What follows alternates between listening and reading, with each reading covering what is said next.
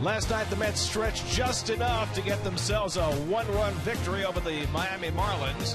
And this group of primarily homegrown products now back above 500.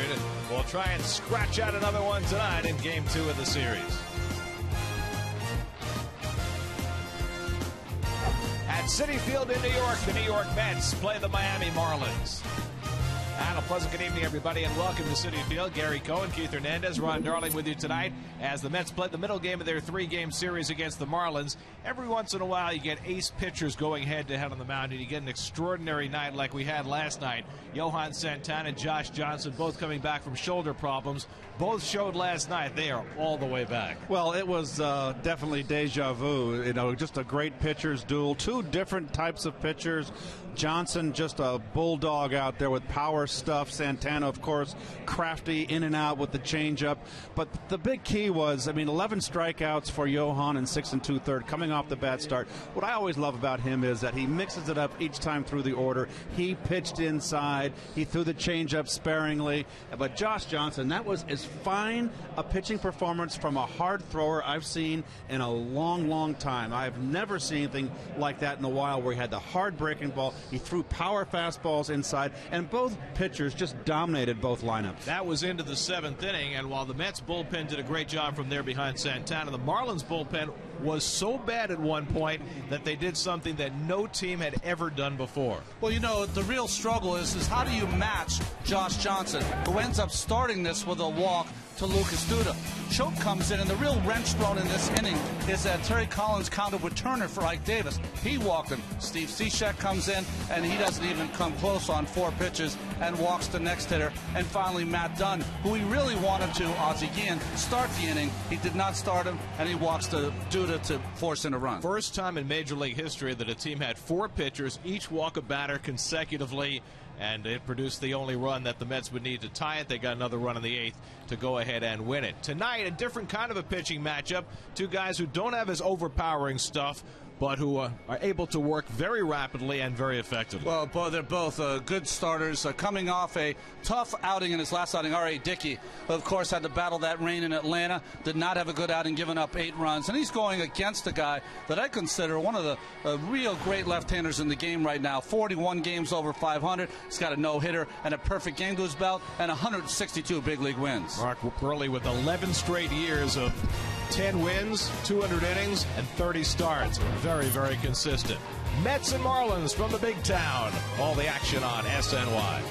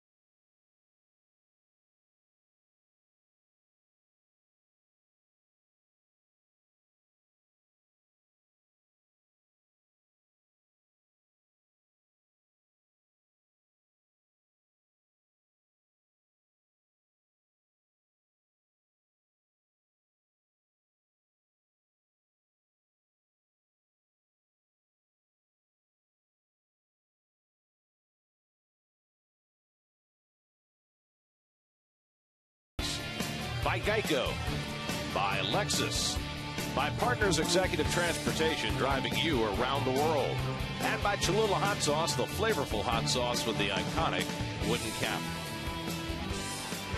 Hitting the road, take the Mets with you this season. Subscribe to MLB.tv today to see every Mets out-of-market game live online and on your favorite devices in HD quality. Visit Mets.com to order and get more details. MLB.tv, baseball everywhere. Let's take a drive around the majors presented by Cadillac. Michael Pineda, the Yankee pitcher acquired from Seattle, has a torn labrum. He's going to undergo surgery and miss the entire year. Damaged goods? Wow. Lance Lynn, first starter in the big leagues to go 4-0. Who had that in the pool? As the Cardinals beat the Cubs today 5-1. And Ryan Zimmerman got good news from his MRI. Has inflammation in his shoulder, but no structural damage. He's going to try and throw it tomorrow. Good news for the Nats, who are playing right now out in San Diego. The Mets and the Marlins. Jose Reyes, his second game back at Citi Field. Mets got the upper hand last night. They'll try and make it 2 in a row tonight. First pitch coming up.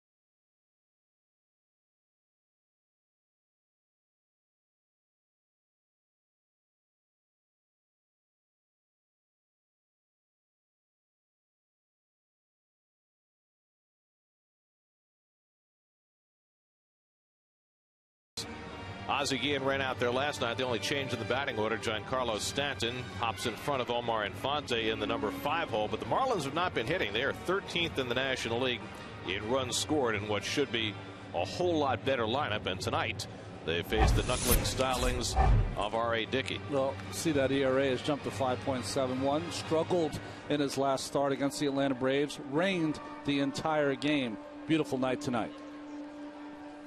And we'll look at the New York Metropolitan Lexus defense. And, you know, Dickey's very, very agile out there. Fields his position well. Harrison out in left field today. He gets the start. Everybody else was in there last night in the same position. Well, Jose Reyes steps in to lead things off, and he's going to bat right-handed against Dickey, something Jose always did against Mariano Rivera when he faced Rivera's cutter. And a rather tepid reaction tonight to Reyes after he heard mixed boos and cheers last night. More boos as the game went along. And Dickey's first pitch of the night is a knuckler in for a call strike. Reyes 0 for 4 last night, and he has really struggled in the early season. Just a .278 on base percentage at the top of that order. Little dribbler, and Dickey and Tolley picks it up, and boy. Tolley throws him out. So that's the first out of the night. Not an easy chance for Josh. That ball was still moving. He barehanded it nicely. So 1 out now, Emilio Bonifacio, and he, like Reyes, apparently will bat right-handed against Dickey. Why is it that so many switch hitters bat right-handed? I don't agree with that. It makes you want to keep your shoulder in, because the ball comes in floating and soft. You have a tendency maybe to fly open too quick. Batting right-handed, I think, would keep your shoulder in better. I just don't think Dickey's a traditional just butterfly, floated up there, nice and easy knuckleballer. He's throwing that ball with some, for a knuckleballer, 80 miles an hour. And one knuckles off Tolley's glove for ball 1. Interestingly enough, you look at the splits on Dickey this year, and his trouble has come against the left-hand hitters. So you would think a switch hitter looking at that might want to go from their normal left-handed side against him.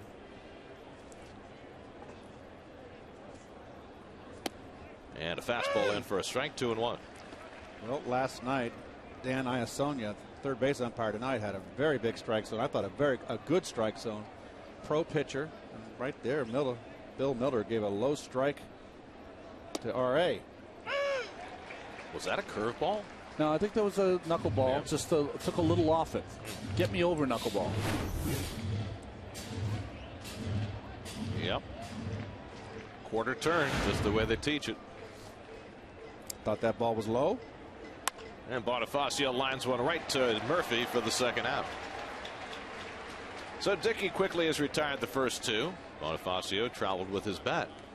Aren't you supposed to drop it after you? Well, when you hit it hard, sometimes it looks good.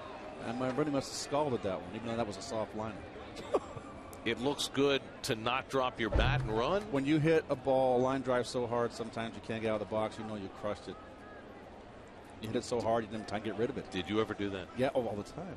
Especially when I was hot. Here's Hanley Ramirez, who went over 3 last night. Hanley hitting a .250 with 4 home runs, and he takes the knuckleball for a strike. Dickey's only had 1 1-2-3 inning this season in his first 18 innings of work. Has a shot at one here with 2 out and nobody on. If he's going to do it against anybody, you'd expect him to do it against the Marlins, whom he has dominated. There's your umpiring crew. Dale Scott, the crew chief. Bill Miller has the plate tonight.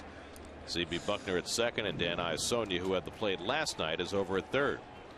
Here's the 0-2 to Henley, and he gets him with the knuckleball, and R.A. has the 1-2-3 inning to start the night. Mets come to bat against Mark Burley when we come back.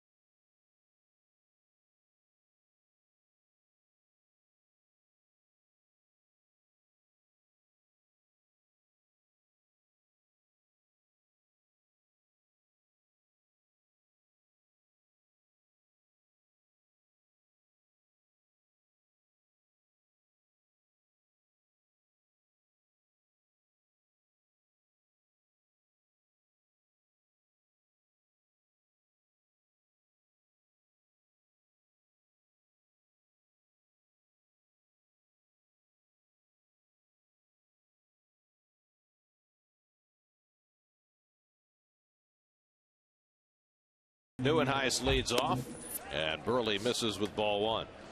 Nieuwenhuis 1 for 4 last night, back in the leadoff spot again. 5th time he's been in that leadoff position, and Burley falls behind him 2-0. There's your Geico Mets starting lineup. 5 left-handed batters in there against the left-handed Burley. In Burley's first 3 starts combined this year, there have been only 8 at-bats by left-handed hitters against him. And now he's got 5 left-hand hitters facing him tonight. Coming off a great start against Chicago. 8 innings, only 1 run. And he falls behind on Nieuwenhuis 3-1. Walks are rare for Burley, only 2 in 20 and a third innings. But behind the first man to face tonight, Ruben Tejada on deck. And Nieuwenhuis takes a fastball for a strike, 3-2. Burley doesn't throw hard, but he's got that classic lefties mixture. Sinks it, cuts it, takes a little off, adds a little bit. And he gets Nieuwenhuis with the sinking changeup for the first out of the night. Well, much like Jamie Moore, and I would just say because he's younger and at a higher level, every time you think you're in a hitter's position, hitter's count, he counters with something just the opposite. 3-2, you're thinking he doesn't want to walk me, I might get a fastball. You get a changeup instead. So now Ruben Tejada, who was 0 for 4 last night, averaged down to 246. There's not a single man in the lineup tonight who's ever faced Burley before. There were 3 guys on the roster, but none of them is in this game. Jason Bay, Ronnie Cedeno, those guys had faced Burley over in the American League. So this is a new experience for all these Mets. And the one thing about Burley, he likes to work fast. Hitters will step out on him, and he professes to not care. He says, hey, whenever you're in there, I'm ready to go.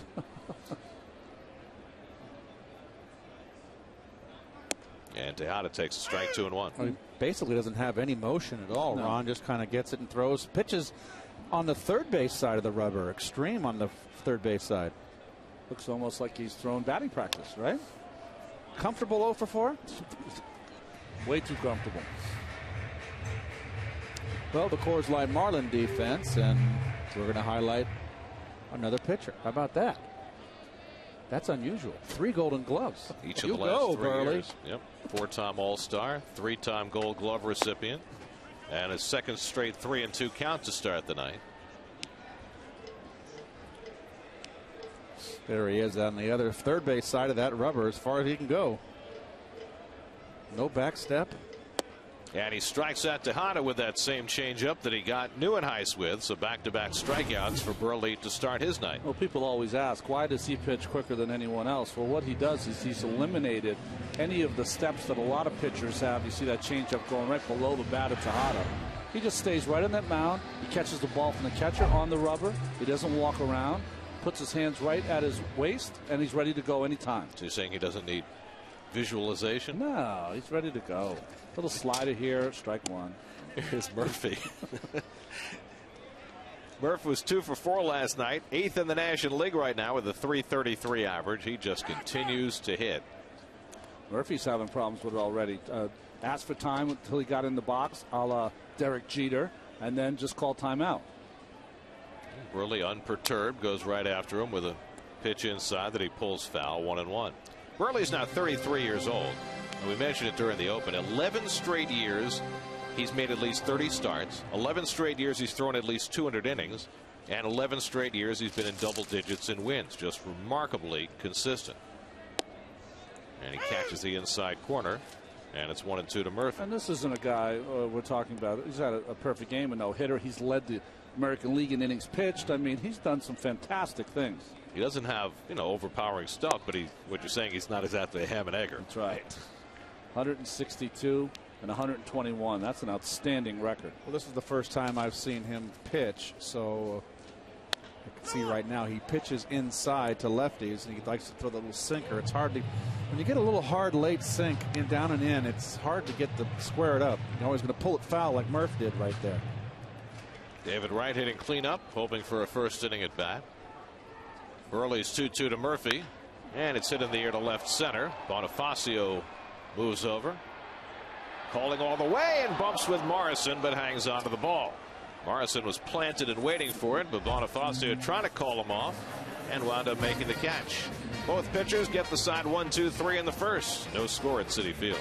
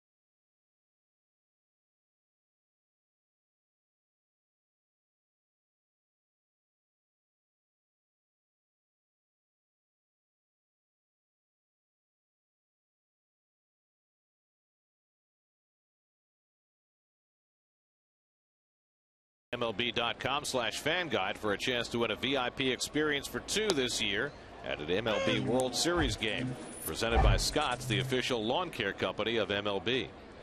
Is there any other World Series game besides an MLB World Series game? Logan Morrison leading off in the second. And Dickey misses inside, a ball and a strike. Morrison 0 for 3 last night. Well, see that outfield position really bunched up Duda and Kirk Neuenhuis. The high knuckleball is fouled off.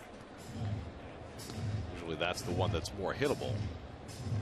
Low, let it go. High, let it fly. Oh, yeah, there we go. Giancarlo Stanton waiting on deck. So that's why I never hit Phil Niekro. I always had it opposite. No. That's one of the low one. But don't feel bad. He's in the Hall of Fame. Yeah, you hit it once every 5th day. Stroke to the other way off the glove of right, and Morrison, the first base runner of the game. So David making the diving attempt. Morrison with an infield hit. Well, nice effort by David, and you've got to just shorten up on those knuckleballers. Particularly a left-hand hitter, from my experience being a left-hand hitter. They like to throw that soft one on the outside corner. Why do they throw it soft on the outside corner? They want you to pull it. So go the other way. Stanton takes the knuckleball down for ball 1. I mean, you're always fearful of this hitter, but I think the way he's swinging the bat now, he's been a little tardy. This is going to be a dangerous hitter for Dickey in this game. And Stanton takes a strike, 1-1. Stanton 1 for 4 last night. Still looking for his first home run of the year after hitting 34 a year ago. Omar Infante hitting 6th in the order, waiting on deck. And Stanton hits one down the right field line. Over goes Duda toward the corner, and it's a foul ball.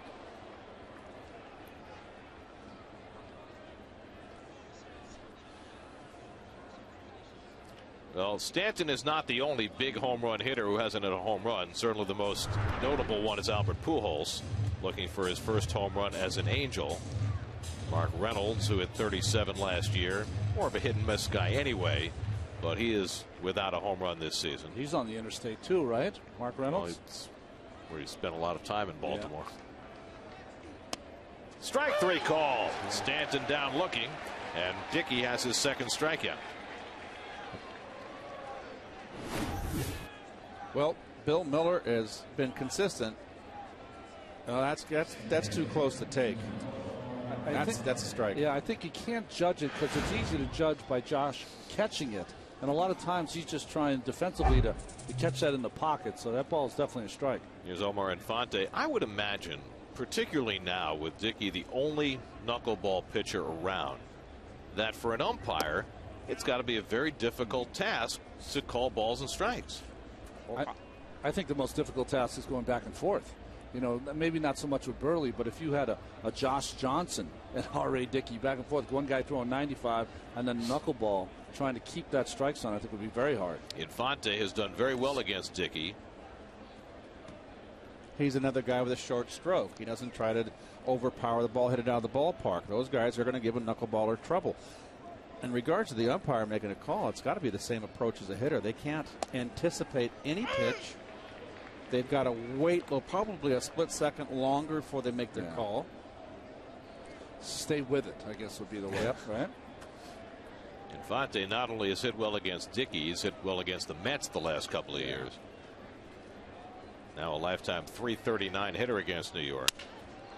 Gets under this one. Neuenhuis's first step was back, but the shortstop Tejada will go out to grab it. And that's the second out. Infante, 27 hits against the Mets in 2010, 25 more last year. Since 1969, only one other player has had 25 or more hits against the Mets in 2 straight years. This guy. Who? You. 1979 and 1980. I won my batting crown here in September.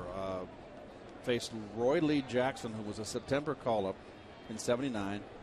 I just left Philadelphia where Pete Rose was on my heels.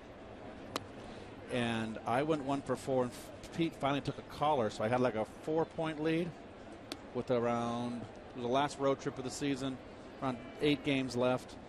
and I faced Roy Lee Jackson in the first game, I think, of a doubleheader. I never faced him, and I went 3 for 4 off him with a 3-run bomb. Wow. Slow ground ball. Tejada comes in and backhands it and throws out Gabby Sanchez to end the inning. An infield single and a man left on to the bottom of the second. No score.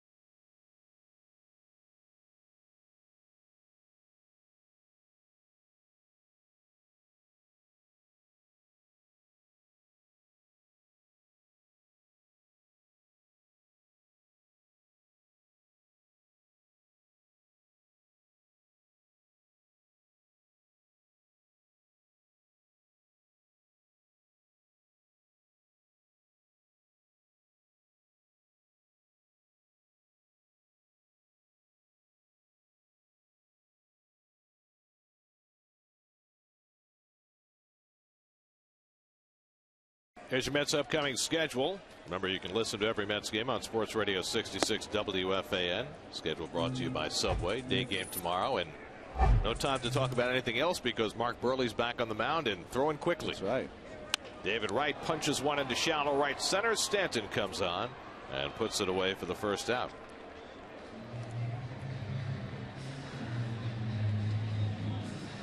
So 1 out and nobody on, and now Lucas Duda, who had the game-winning hit last night, a hit that he directed right back at Edward Mujica, who got hit on the middle 2 fingers of his pitching hand.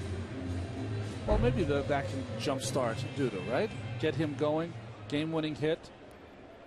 Well, it's nice. Some knocks out there. It's also just nice to see him focusing on hitting the ball up the middle. You know, because it seemed as though after an early run of a few home runs that he got a little pull happy. Scott Hairston waiting on deck. But Duda in the 5th spot in the batting order tonight, while Ike Davis has been dropped to number 7 against the left-hander. So right now, Terry Collins is trying to figure out ways of getting his big bats going. Well, Ike has just been in a terrible slump and not even close to coming out. He's just all messed up timing-wise, rhythm-wise. I was frankly, as Duda's punched out, good fastball by Burley to get him for his 3rd strikeout. I was a little surprised that Ike was in the lineup tonight. I figured he'd sit against the left-hander, and they'd use Justin Turner or Zach Lutz at first base. Well, you and I were talking about before the game. You know, don't forget, Ike Davis's defense is important for this ball club also. You know. Well, that definitely makes it harder to sit him because the Mets do not have his defensive equal. Meanwhile, the White Sox got 2 in the top of the 14th. The A's have tied it up, and they are playing deep. Yoenis Cespedes hit a home run in the bottom of the 14th to tie up that game. What's that, his 3rd or 4th? 5. 5, jeez. He's hit the ground running in his big league career. Scott Hairston hitless in his last 9 at bats, batting just 160. But getting the start tonight against the left-hander after Mike Baxter played left field last night. And he lines one over the glove of Reyes, and the Mets have their first hit of the game. So Reyes I don't know, has he lost some hops since he left the Mets? The ball just beat him. High changeup. You know, I can say this now because Jose's on a different team. But Chip Hale used to tell me that Jose defensively has a blind spot when there's line drives head high or just above his head. He loses that ball. Well, a lot of times I think Jose's problem is that course of a game, I don't like his position when he's getting ready to field, and he stands more upright, and a lot of times he's on his heels. And when you're on your heels and sitting back, you're not in a position to react like a cat, which is what you have to do in the infield. Burley almost impossible to run on, and Davis hits a weak ground ball. Infante takes care of that. And we head off to the third. Dickey and Burley off to a fast start. No score.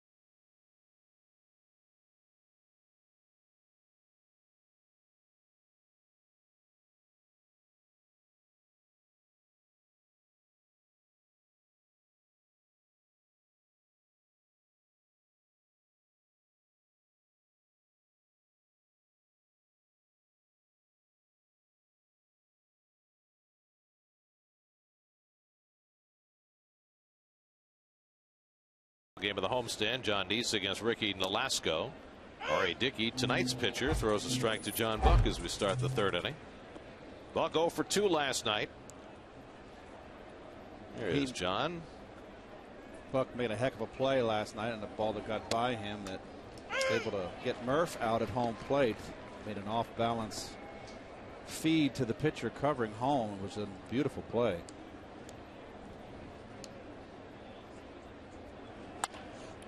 Bouncing ball for Murphy to handle. And Murphy makes the play on Buck, one away. Watching Murphy make that play, it leads me to this impromptu quiz. Do you remember who the Mets opening day second baseman was last year? I do, but I know where you're going with it. I do too, but I know where you're going with it too. It was, as you recall, Brad Emis. And Brad Emis, after he left the Mets last year, went to the Rockies, played in AAA with Colorado Springs.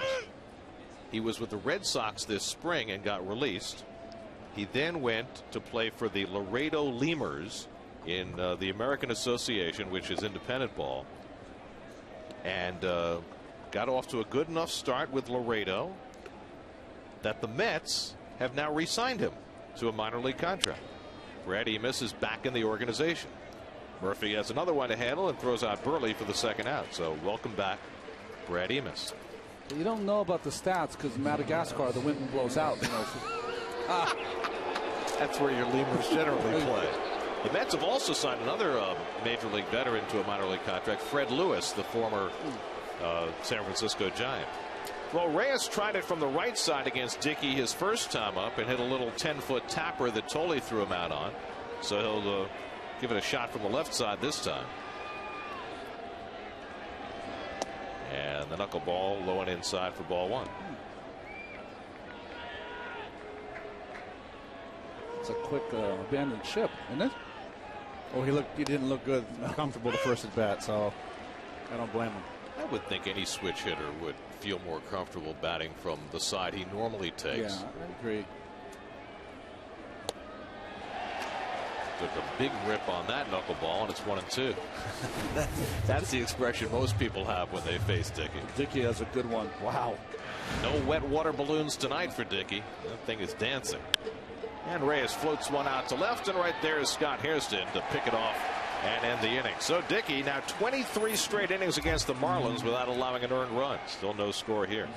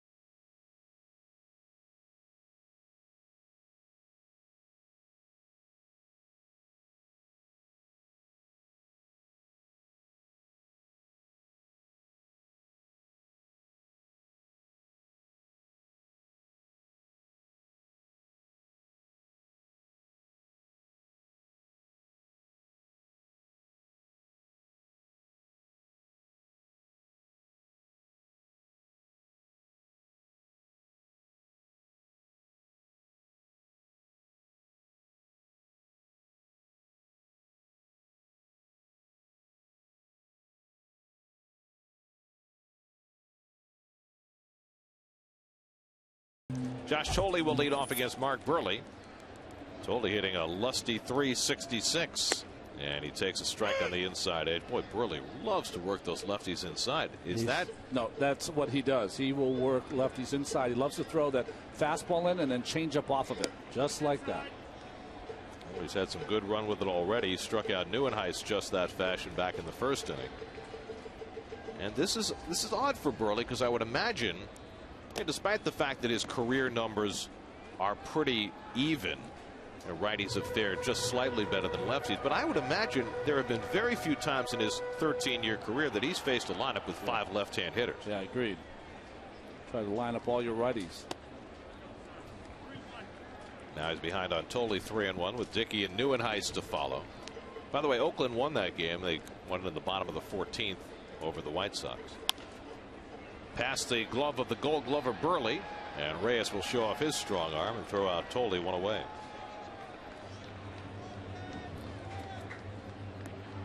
I mean, they're the lefty-righty split, so it's certainly not unbalanced in one direction or the other. It is unbalanced, though, as far as yardage with the home runs, you know? Yeah, but he's faced so many That's more right. Yeah, you're right. hitters. You're right. Yeah, you're right. So here's Dickey, 1 for 6 at the plate this year.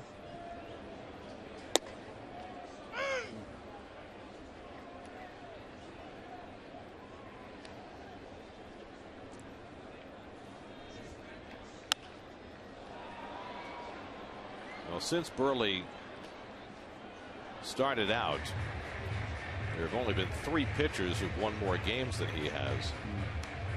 And it's a pretty elite list. You got Roy Halladay, CC Sabathia, and Tim Hudson. Wow.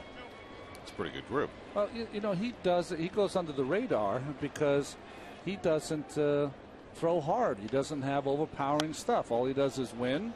And, you know, he went when he had that perfect game, he went through 45 consecutive hitters over the course of 3 starts. 45. Right, because he pitched the perfect game against the White Sox. Then the next start, he retired the first 17. Ramirez trying to make Dickey run. What do you think about that? That's the second out. Ridiculous. That's a little gamesmanship right there. Well, he got a bad exchange right here. Watch. He kind of, oh, see, that's what it was. And he really realized he had plenty of time to right himself. So I don't think there was anything going on there. Dickey just kind of dropped it down into first gear. A little downshift. Depending on your engine, you could get a good whine out of that. Here's Neuenhuis with 2 out. Especially if you had a nice Hurst on the floor and big meats all the way around. Remember those guys in? I didn't know you were a car guy. I love that. Remember those guys who used to drive the old the VW Bugs? They thought they were in a Porsche all the time when they had to shift. A little field mouse engine. That was only a 3-speed. Here's the 1-1.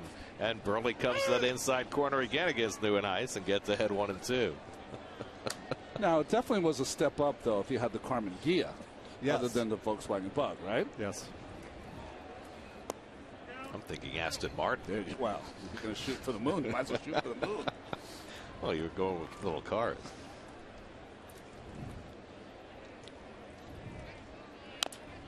Neuenhuis just gets a piece to stay in the at-bat. Well, it was fun last night watching Santana and Johnson, 2 aces with big-time swagger. This is a little different tonight watching these 2 guys go head-to-head, but they're both right on their game as those 2 were last night. It's a pleasure to watch good pitching. I mean, nobody's cracking 85 in this game. No. Last night, Santana had his changeup working brilliantly, struck out 11, matching the second highest total he'd ever had as a Met. Josh Johnson just as good for his 6 2/3. Neuenhuis, the first Met to really make Burley work. I think what was great to see with Santana is that it's the first start where he dominated hitters so far this year, and that's including spring training. 8th pitch of the bat, and Neuenhuis hits the comebacker. So Burley, with 3 ground balls, sets the Mets down 1-2-3. 3 in the books now. Dickey heads back to the mound in a scoreless game.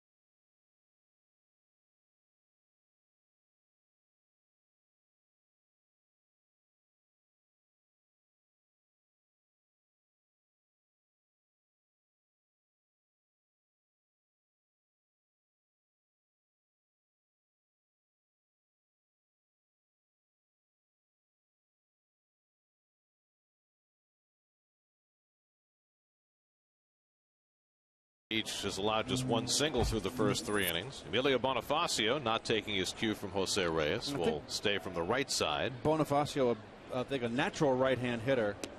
So that's probably the logic behind that. And he got a had a little better contact his first at bat than Reyes did. Lined out to Murphy at second base. He's got a lot of stuff on his helmet on top. A lot of rosin.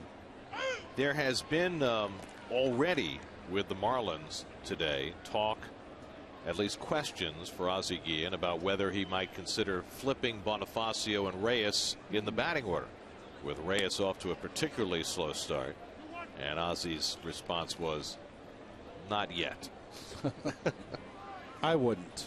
I mean, you got Reyes for 6 years and $100 million to be your leadoff hitter. I don't think you're going to abandon that after 2 weeks. All he has to do is ask the Mets and how that worked out when they moved Reyes out of that first spot, put him in the third spot. Yeah, that didn't work too well. Jose was never comfortable in the third position. Jose wasn't comfortable going from 1 to 3. Pagan wasn't comfortable going from 6 to 1. 2-2 to Bonifacio, and he taps one foul. Well, Reyes' identity is as a leadoff hitter, and it's hard to mess with that, even whatever kind of start he's off to. And as a shortstop, remember they moved him to second base. The Mets. Kaz Matsui. Oh man, and Jose didn't take to that too. It's nice of him to go over there, but he was wounded.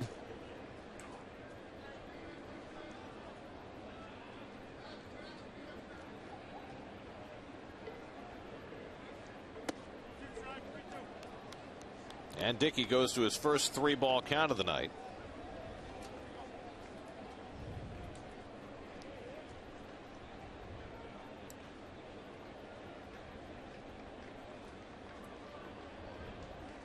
And Bonifacio just gets a piece.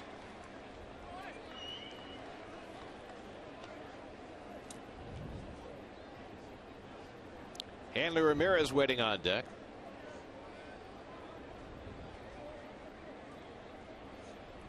I wonder when the first time that the Mets played the Marlins that I write out my scorecard that I won't write Ramirez shortstop. Swing and a miss, and Dickey strikes out Bonifacio. That's his third strikeout. Well, it is dancing tonight. R.A. was talking about that. Had a little more revolution on it, but still able to get it by Bonifacio. You know, he started that Atlanta game 6 days ago with probably the best inning he's had all season long, the first inning. And then it started to really rain, and he lost the knuckler. Well, this is how he started. The same kind of knuckleball, which darting all over the place. That first inning, he had 2 strikeouts of Bourne and Hayward, and then that second inning, it just started to come awry, and he was never able to find it again. Ramirez hits it out to right field, and Duda moves over toward the line. 2 out.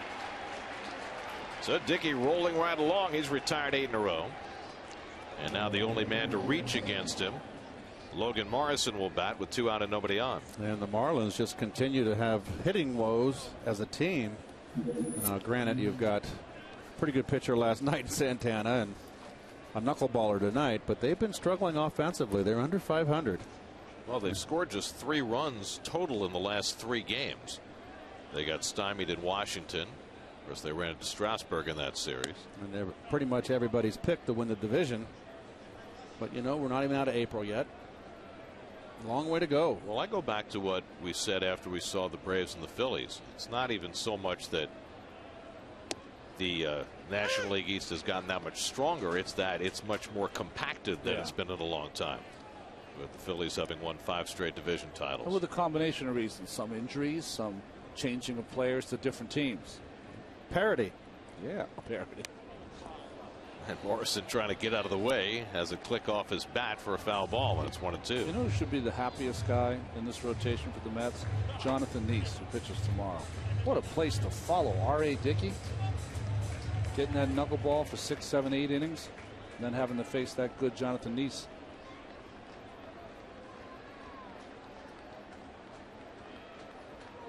Now the 1-2 to Morrison, and he just got a piece of that one. That's 2 in a row. Dickey wasn't sure. He thought maybe that was a swing and miss. He started to run after the ball.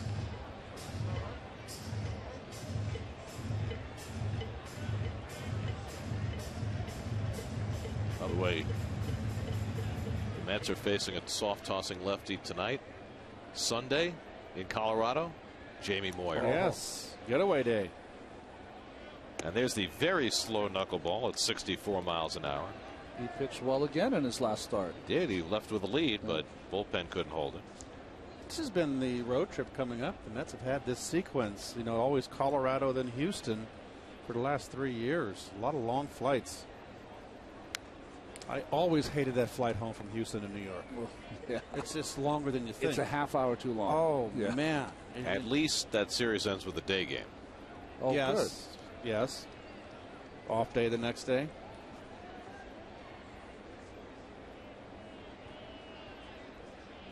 Seventh pitch of the at bat coming to Morrison.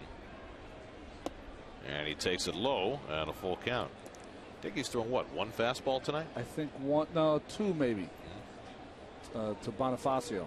Quite a contrast with that last start where he was battling the rain and had to throw a lot of fastballs.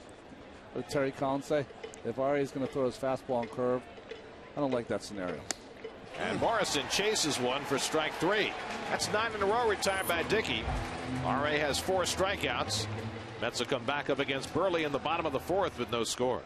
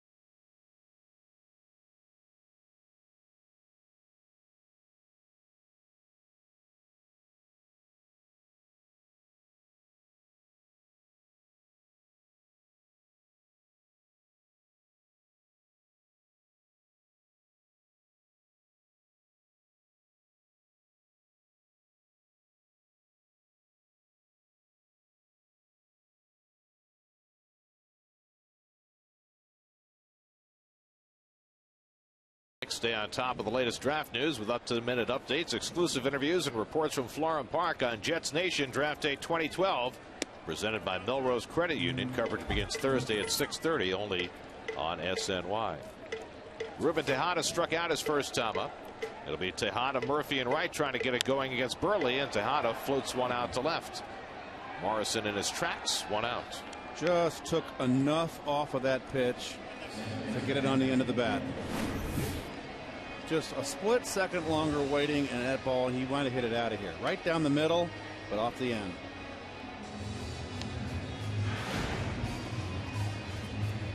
So one out and nobody on. Now Murphy, who flied to center his first time up. The Mets as a team have really struggled early in the season to hit left-handed pitching, and it's not all that surprising with all the lefties they're sending up there.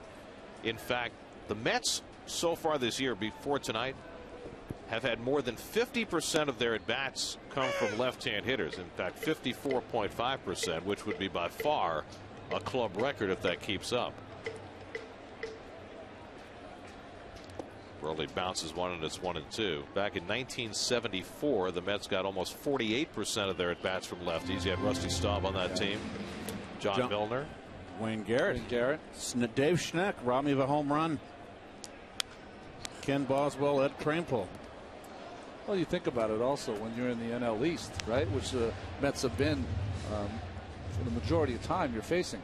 Hamels, Detweiler had a good game against them. Venters and O'Flaherty. There's a lot of quality lefties. Did you mention Cliff Lee? Oh, sorry, missed him. And Burley gives up his second hit as Murphy just keeps on stroking. So he has a 1-out single, and it'll get David Wright to the play with a man on. Of course, Lee is on the disabled list now. Is that a rule, by the way? If you pitch 10 innings, you have to go on the disabled list? Yeah, they back up the emergency vehicle, cart you off. But by the way, we've talked about it earlier. I mean, interrupt. You're not. Can I interject? That's what you do. I like Murph in the third hole. I like David hitting the cleanup and Murph in the third hole. That's an outstanding interjection. Now, could you elaborate on why? Because Murph is more of a classic number 3 hitter. David hits it out to right, and Stanton comes in to get it 2 out. You really want your third hitter is really your best average hitter, your best hitter. He's got to hit in the clutch. Murph does that. Murph does hit left-handers. He's a line drive hitter, and really Wright's more of a cleanup guy or a fifth hitter. Well, I think that Murph has proven, and I see it already this year. He makes better adjustments than just about anyone else in the lineup. Yep. Wherever he's facing, you'll see him hit the other way, and then he'll figure it out and pull a ball. Here's Duda, who went down looking his first time, and Burley misses outside. Let's just face it. You were a number 3 hitter. You're partial to left-hand hitters in that spot. Well, usually number 3 hitters are left-hand hitters. Trying to think of right-hand hitters that hit third, great hitters. Tommy Davis of the Dodgers, not being current, but obviously Clemente. Hank Aaron hit third. Pujols. Yep. McGuire.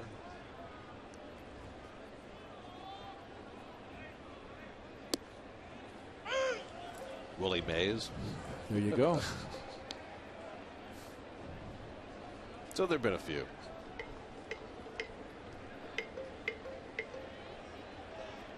Hanley Ramirez. Third. I don't think he's really a third hitter, to be honest with you. Well, he was a leadoff hitter for a long time. Miguel Cabrera. Right. Pretty good third hitter, right? Oh, I think I'm telling you, I think he might be the best hitter in the game. I just love his swing. Makes it look so easy. Well, he just goes naturally the other way. I've always loved him. His problem is he tends to get a little lazy and needs a little kick in the rear once in a while. 1-2 to Duda, and he watches wide. And that's where I think the manager for the Tigers is very good for him. Yeah, I agree. Jim Leland is a gruffy kind of character. It's a guy you want to play for, yeah, too. You know? Absolutely. He's in your corner.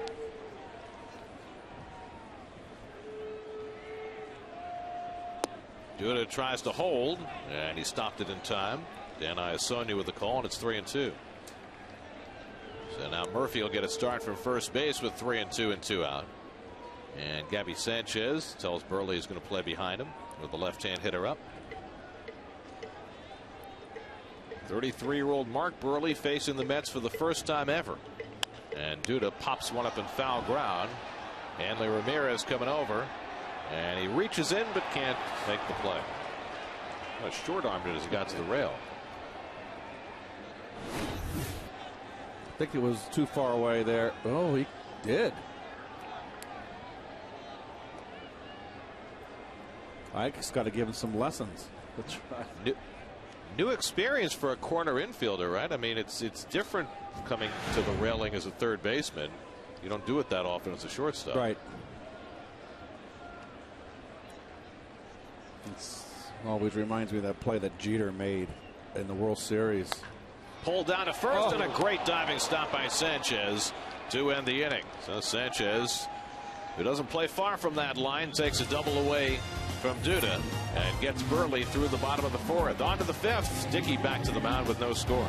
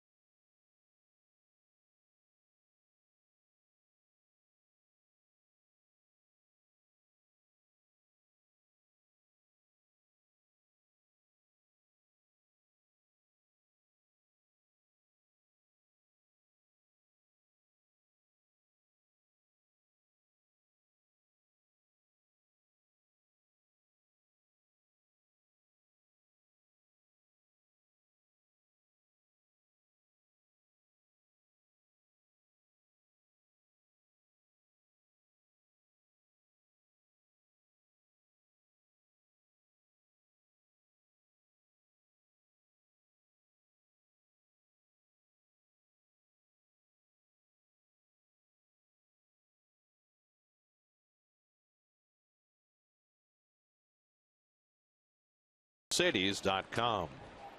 Giancarlo Stanton takes a strike from R.A. Dickey as we start the 5th inning. Stanton went down looking at a knuckleball his first time up. Dickey fires one low and away, 1-1. R.A. gave up an infield hit to Logan Morrison. Ball on which David Wright made a diving attempt. It went right off the end of his glove. Since then, R.A.'s retired 9 in a row. And Stanton chasing the high knuckleball, 1-2. R.A. has now gone 24 straight innings against the Marlins without allowing an earned run. Wow. Didn't give up one all of last year in 3 starts. Looking forward to seeing the knuckleball movie. I know that they showed it at the Tribeca Film Festival. I'm told that the cinematography in that movie is unbelievable. Really? Strike 3 call. Oh, boy. Stanton down looking for the second time. That's 5 for Dickey.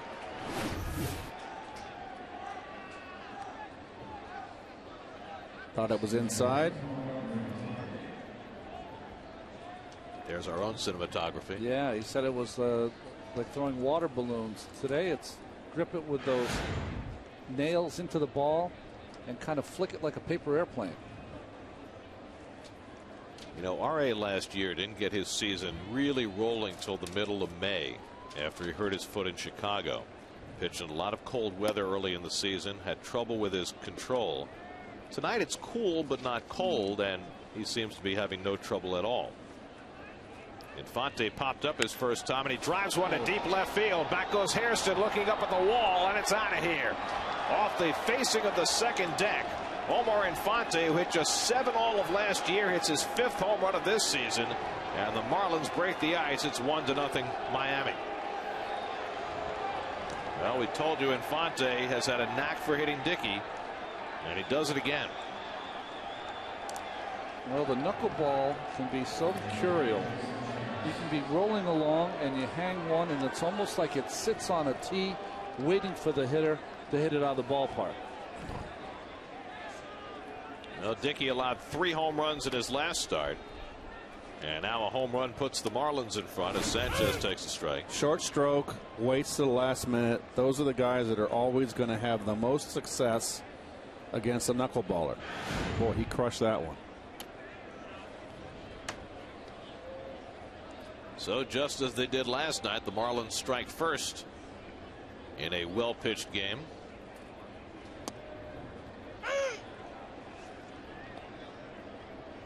One and 2 to Sanchez, who grounded to short his first time up. It was Sanchez who drove in the first run of the game last night in the 7th inning against Santana. And just barely nicks that one to stay alive.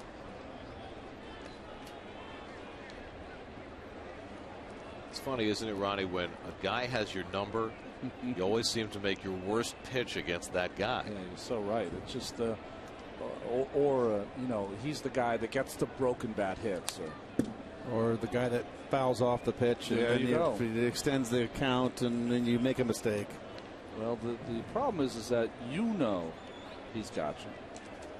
He knows he's got you, and everyone else in the ballpark kind of knows he's got you. So it's a weird dynamic. Sanchez hooks one, foul. Tony Gwynn, I mean, he's hitting 450 plus off me. Off me now. I don't pitch anymore. Still feels like he can get a hit now, but I just could not get him out. And I remember one game, I remember tipping my hat and said, "That's it. I'm not going to worry about it anymore." I threw a split finger in the dirt. He cricketed it out there. One hop, a line drive to center field. One hop. Through the pitcher's mound. Base hit. Base hit. I said, you know what? I quit. This is not to be. Did you call home to mom? Yes, I did. This one stays fair for Sanchez into the left field corner. And so the Marlins, after being stymied for the first 4 1/3 innings by Dickey, put together back-to-back extra base hits. Another one that's just stayed up in the strike zone, didn't move.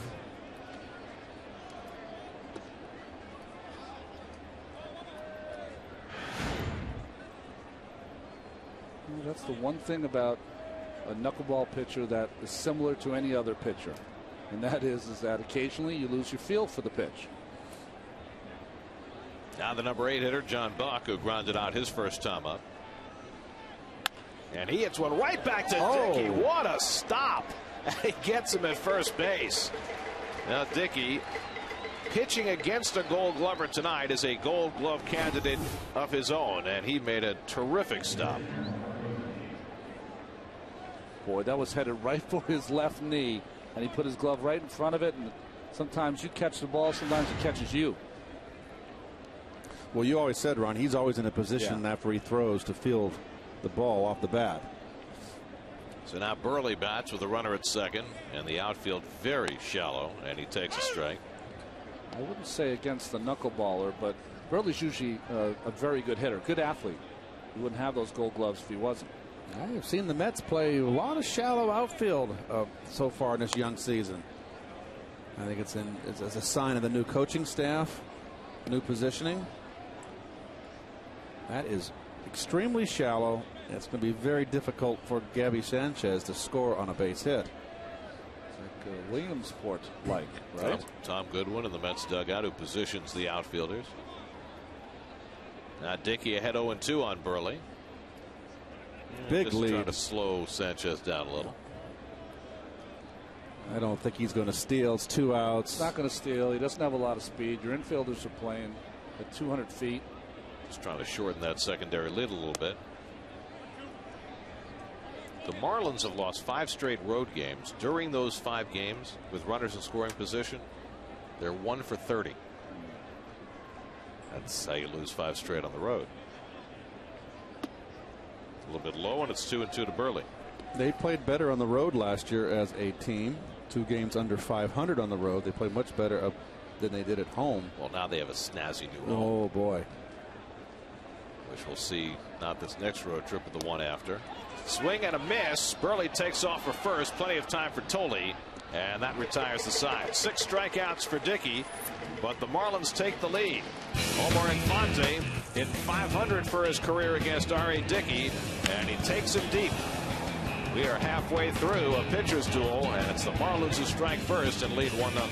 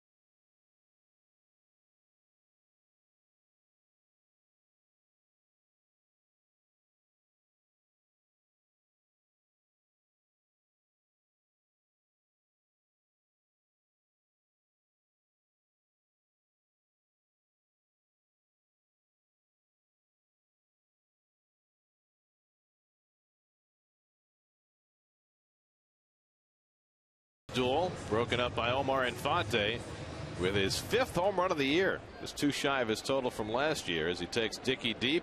Otherwise, Dickey and Burley have been ascendant in this game. Scott Hairston will lead off in the 5th. He has one of the 2 Met hits. Single to left center in the 2nd. And Burley, now armed with the lead, throws the breaking ball inside for ball 1. I found this next piece of information startling. Mark Buehrle has won 159 games in his career as a starting pitcher, and he did not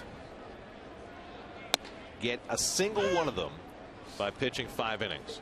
He's pitched more than 5 innings in every one of his 159 wins as a starter. That's crazy. I mean, you figure you're going to have one of those outings where they just want to get you out of there. Now that graphic was not quite right. That said 5 or more. It was more than 5. In other words, he's never pitched just 5 innings and gotten a win, which is startling, right? Yeah. No, you always figure you're going to have a 5 and fly every once in a while, right? And now he promptly walks the leadoff hitter Hairston, and so the Mets get the leadoff man on for the first time tonight. Let's check in with Kevin Burkhardt with a report, view from the Pepsi porch, presented by Pepsi Max.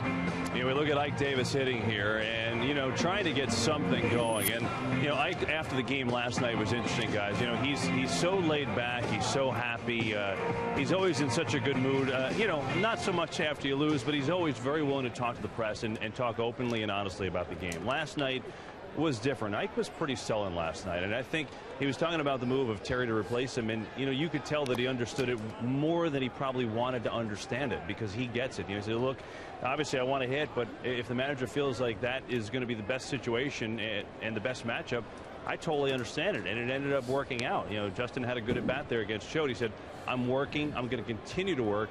Hopefully I could get some. You know, after the doubleheader, even though he had the roughest of rough days, spent a lot of time in the cage in that game too. And after the doubleheader, you know, I actually felt like my swing was pretty good in the cage. I was feeling pretty good about it. He was asked yesterday if anything changed. He said, well, Josh Johnson, that was really a difference. But I think yesterday, guys, what I'm trying to say is it was the first time I noticed any kind of change in his demeanor. So hopefully he doesn't get too down on himself here.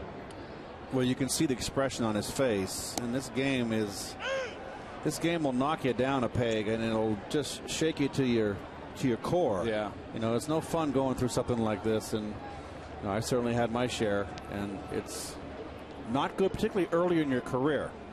Well, everybody in the game experiences failure at some point. The question is, how do you then bounce back? Kevin, you know, because Kevin's in that locker room all the time, and that's very interesting. That's the first time he hasn't seen the happy-go-lucky Ike Davis, and I think that's pretty interesting that it's come to that point. And a lot of times it's not that you're mad at the manager, you're mad at yourself for putting yourself in such a place that they would even think of putting someone in there other than you. You know, right, and to add to that, Ike didn't say this, but just reading his body language, I just almost felt like he was saying, hey, I almost would have done the move too. You know, I think that's the thing. He more than understands it. And, you know, I think when I'm talking about Ike being happy-go-lucky, people are thinking, well, how can he be that way after a loss? It's not that he's happy after a loss. It's just that he has the attitude, hey, we'll get him tomorrow. You know what I mean? Yeah. Well, he's even-keeled, which is what you need to be as a successful Major League player. Yeah. I think, right, when I said earlier, and I want to emphasize the point, when you go through this early in your career, now Ike has had some early success, but he has not had a full season in the big leagues. And you can't say, look at Ike Davis right now and say, okay, he's a seasoned veteran, it's a slump, he's something he's going through. There's got to be a confidence factor here. When you know, he's not like he's been 5 years in the big leagues hitting 20 home runs plus. Double play ball to Infante. Reyes with the snap throw, and they turn the 4-6-3 double play. Nicely done by Reyes with Hairston sliding hard. Well, he's out in front. And that's really an off-speed slider in the outside corner, and it's flat, and if he's out in front. And you look at where he's at. Look where it's right. He's hitting the ball at the end of the bat. That's all he's been doing. Instead of hitting up at the plate, he's hitting. Can we freeze frame that when we get a chance and come back on contact if we get a chance, guys? Now, the pitch away is the only pitch that you're really going to hit almost like a golf ball when you position yourself over a golf ball, where it's almost between your legs, right, Ronnie? Yeah. You hit the golf ball back further than a baseball. And Ike, right now, that pitch is on the outside corner. He should be making contact right here. Look where he's making contact. And there you go. That's 4-3 in your scorecard. Or 4-6-3. Yeah, totally lines a base hit. And the Mets have their third hit of the game against Buehrle. And I'm sure that Ike's aware of it, and it's something he's working on, trying to go the other way and bring that back. But that's something we all went through. Every slump, we're talking about it because he's been in such a prolonged slump.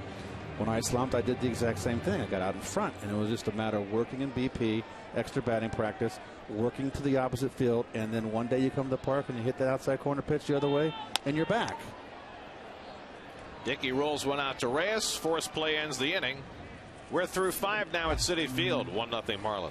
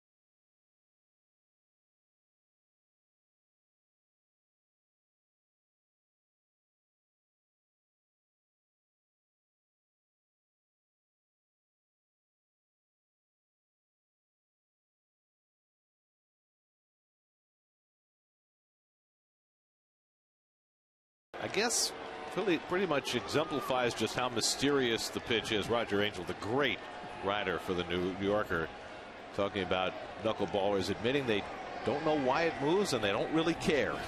They just get their fingertips, their fingernails on the ball, and they let it fly. The end of that quote, if you read Rogers, he said, and the knuckleball pitcher ends up in a fielding position with his glove in front of his face to hide a grin. You know, I first read Roger Angel when I was maybe 12 years old, when that first anthology of his, The Summer Game, came out, which actually featured your great game with Frank Viola in college. But it really inspired me in a way that no other baseball writing ever had before or had since. He's just so eloquent on the subject. He's probably, I think, the best essayist of the game. Reyes goes down swinging. So Reyes has tried right side, he's tried left side, and he has not been able to do much against Dickey, who has 7 strikeouts tonight. The high, hard one. High anyway. Reyes now 0 for 7 in the series. So his homecoming has not gone quite the way he had hoped. Here's Emilio Bonifacio, who persists about right-handed against Dickey. Lined out to second and struck out 0 for 2. So Dickey's matched his season high with his 7 strikeouts tonight. Last night Santana struck out 11.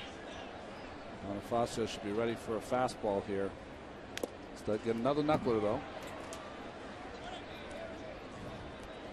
Well, it's time for the Toyota tweet of the game. We want to know what you think. We'll show you in just a moment. There it is. What are your feelings on the mixed reactions for Jose Reyes last night? Let us know what you think at SNY with the hashtag SNY Mets, and we'll check in later to see what you say.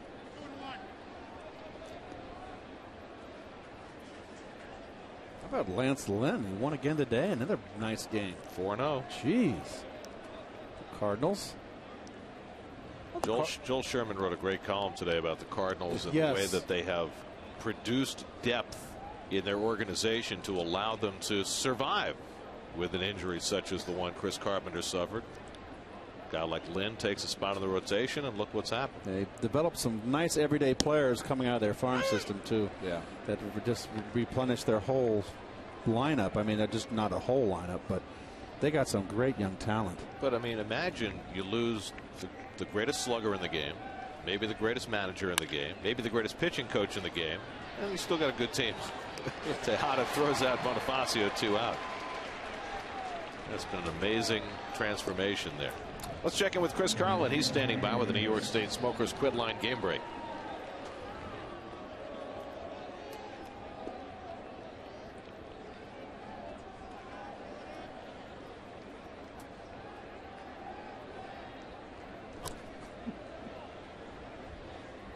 Chris, wonderful. You know, I was trying to practice Keela's last name before, and I was using you as a consultant, Ronnie.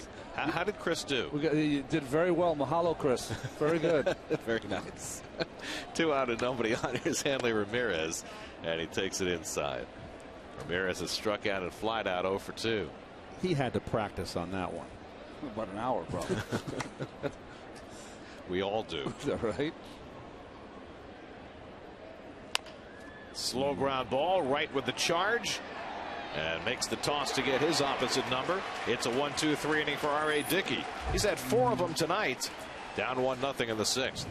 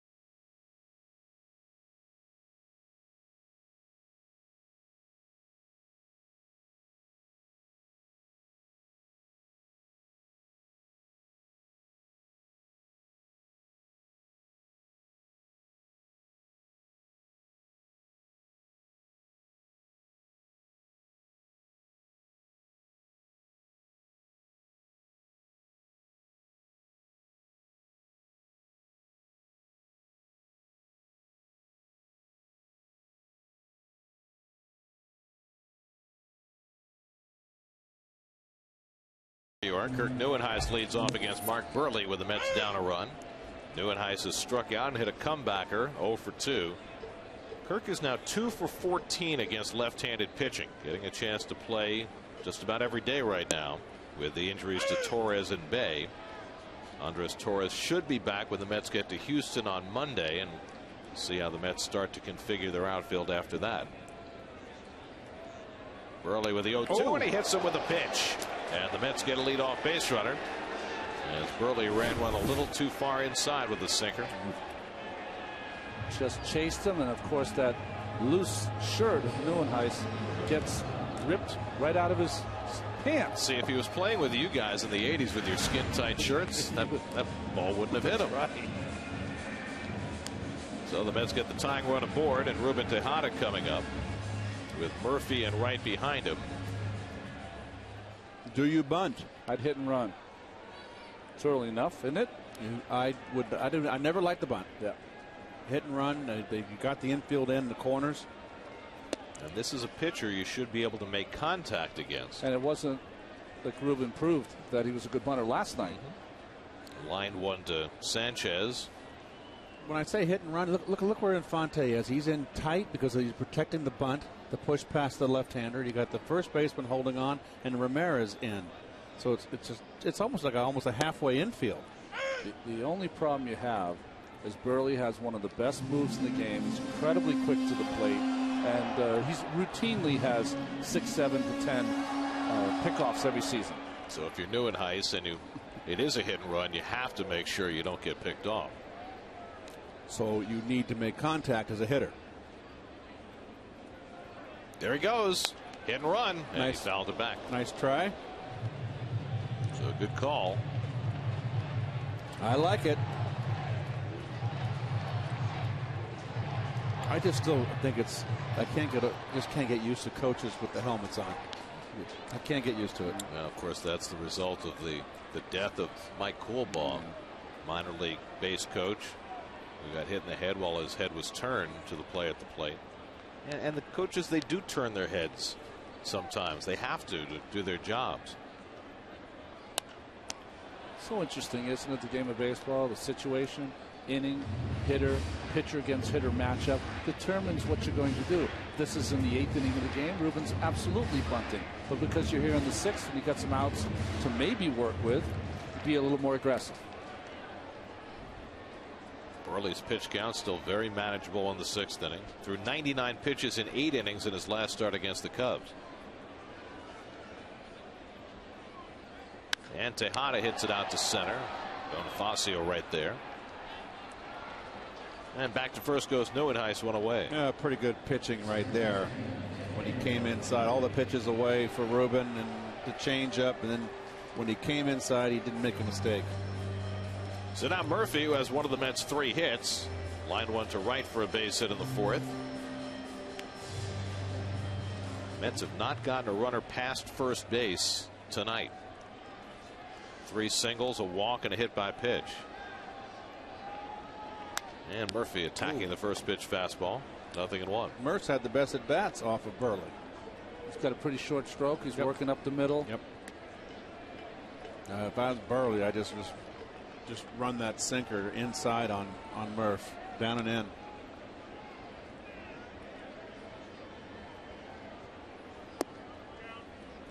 Goes away with it, and it's 1-1. See how Burley changes arm angles too. He gets on top of that fastball because he didn't want it to come back over the plate. Try to get a 4-seam, make sure it stayed true on the outside part.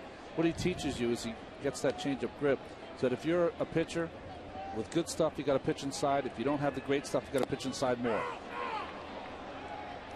I'll tip on the changeup, and it's 1-2. It's a pitch that left-handers don't see a lot, Keith. Lefty to lefty changeup. Well, he showed from the first batter of the game that he would use that pitch.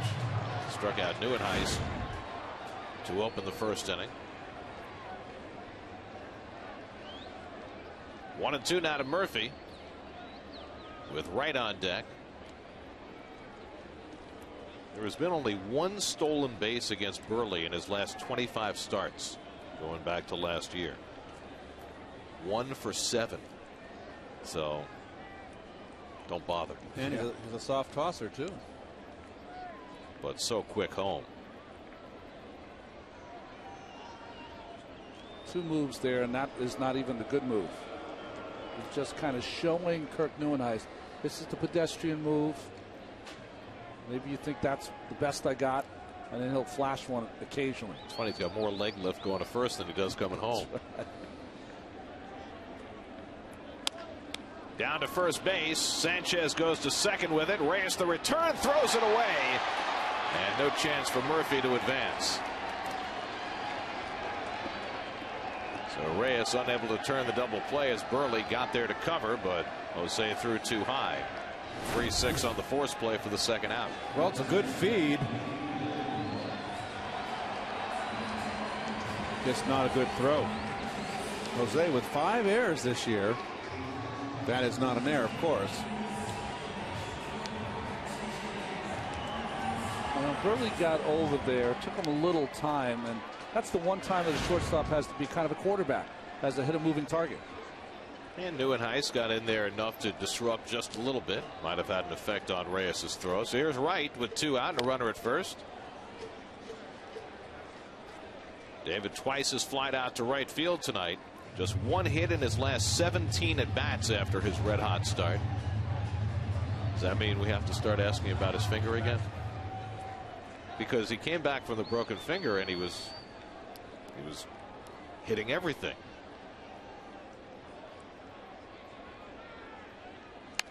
And we joked at the time that if he hadn't come back strong, we would have been asking about the finger. You see this foul ball right, Keith? Check this out. What's the first pitch right here? Change up. Watch, 1 foul. Watch this. Oh, hit it again with the backswing. Does that count as 2 strikes? I wish. David hits it well out to center field. Back goes Bonifacio to the track. Back at the wall. It's out of here. David Wright gives the Mets the lead with a 2-run homer. Number 3 for David Wright on an 0-2 pitch from Burley, and it's 2-1 New York.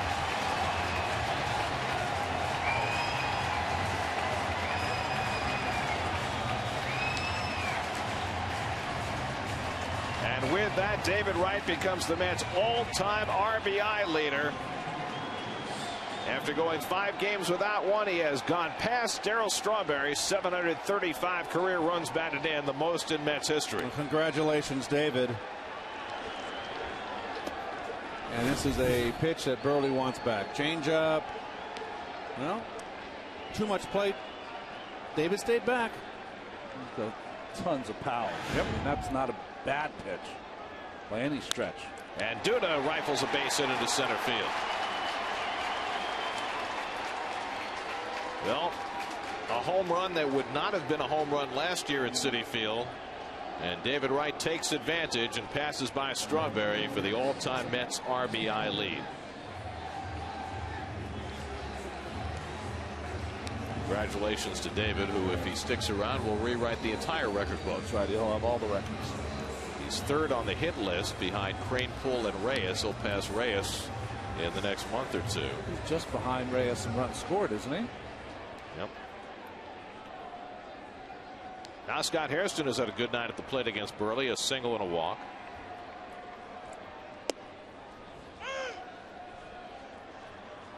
Well, it all started with a leadoff 0-2 hit by pitch as Neuenhuis got hit on the blousy part of his shirt, and then with 2 out, right behind in the count, 0-2, and he delivered. Well, the Marlin defense last night, outside of the 4 walks that tied the game, when they lost the game, the defense was shoddy.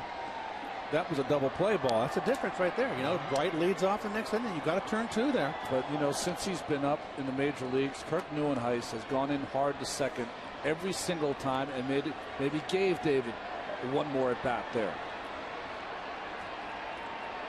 So those little things that decide ball games. I always felt when I was holding the runner on, if I got a ground ball 2 hopper like that, that is 95 out of 100 times that's a double play. You got a speed merchant up at the plate. It makes it a little more difficult. But above average speed guy, you should turn that 95 out of 100 times in the dugout. Burley comes back to strike out Hairston to end the inning, but the Mets grab the lead. David Wright puts another top line in the Mets record book. His 3rd home run of the year gets him the franchise.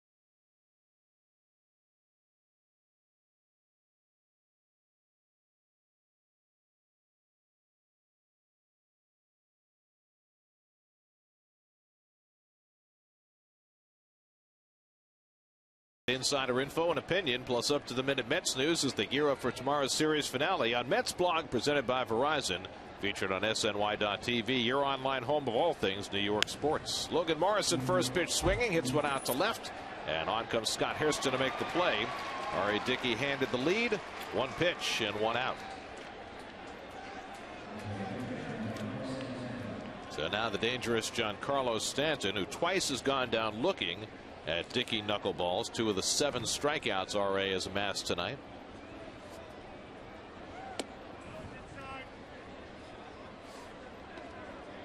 Stanton 57 at bats deep into his season without a home run, at 34 last year. Ooh, pops this one up in foul ground.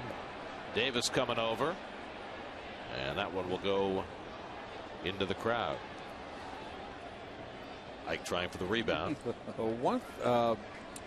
Dickey right now, the last 2 innings, when Infante, of course, hit the home run, when he's hung that knuckleball, it's been upstairs run. That was one that floated and didn't do anything. Got away with it.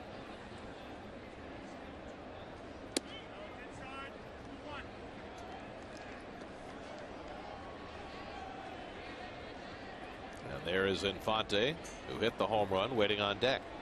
Stanton chases one out of the strike zone. It's 2-2. He has not had a very good idea of when to swing and when to lay off tonight. He saw his expression. He knew he chased a bad one. And a full count to Stanton. Dickey has not walked a batter tonight. Only the 4th time he's gotten to a 3-ball count. And he issues his first walk of the game. So Stanton is on. 1 out and 1 on with Infante coming up. Get to Citi Field for a weekday matinee tomorrow afternoon at 1:10 p.m. as the series with Jose Reyes and the Marlins concludes. Visit Mets.com or call 718-507-TIXX for your tickets now.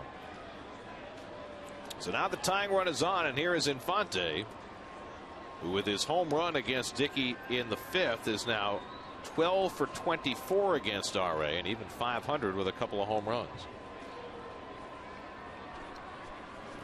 And Infante came into this season looking to hit for a little more power, changed his stance a little bit, and it has paid off for him the first 3 weeks of the year.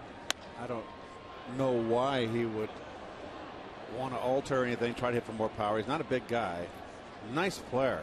Knows how to play the game. He's smart, good base runner, good fielder. Mike Dunn starting to loosen up in the Marlins pen. He was the record setter last night. Right. Tolley setting up inside.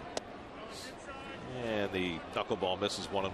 Well, here's the home run back in the 5th. And that is a knuckleball out over the middle and just floated on the same horizontal plane, and he ripped it. By the way, that one would have been out last year. Yeah. Off the second deck.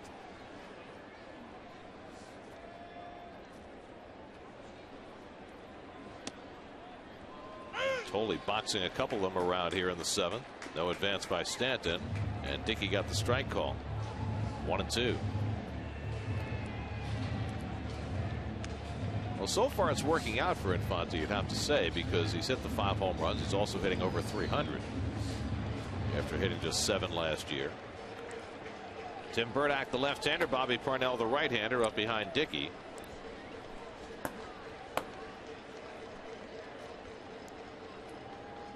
One-two coming to Infante, and he just barely got a piece.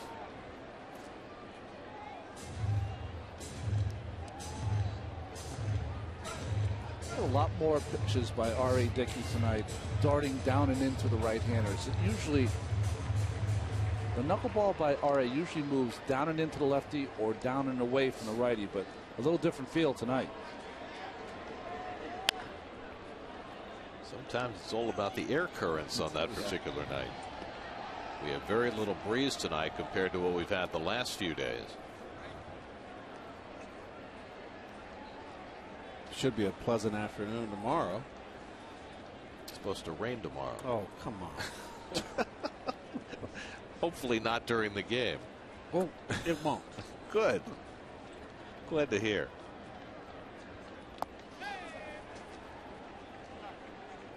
2-2 now to Infante. It's going to be chilly in Denver. We know that. 60s during low 60s during the day, and Gary has low 40s. And I saw low 30s for the low. The dueling weather forecast. So I'm bringing banjos. I'm bringing my Thomas Jefferson long coat. Oh, great. With the fur. Maybe you could wear it. Does it still have the mint in Denver? I'm not sure about that. And it's a Western trip too. By Terry Collins announced that the flight. Bring your cowboy hat and jeans. You got a cowboy hat? I'm bringing my cowboy hat. No thanks. Don't say. 2-2 hit back to Dickey. Time for two.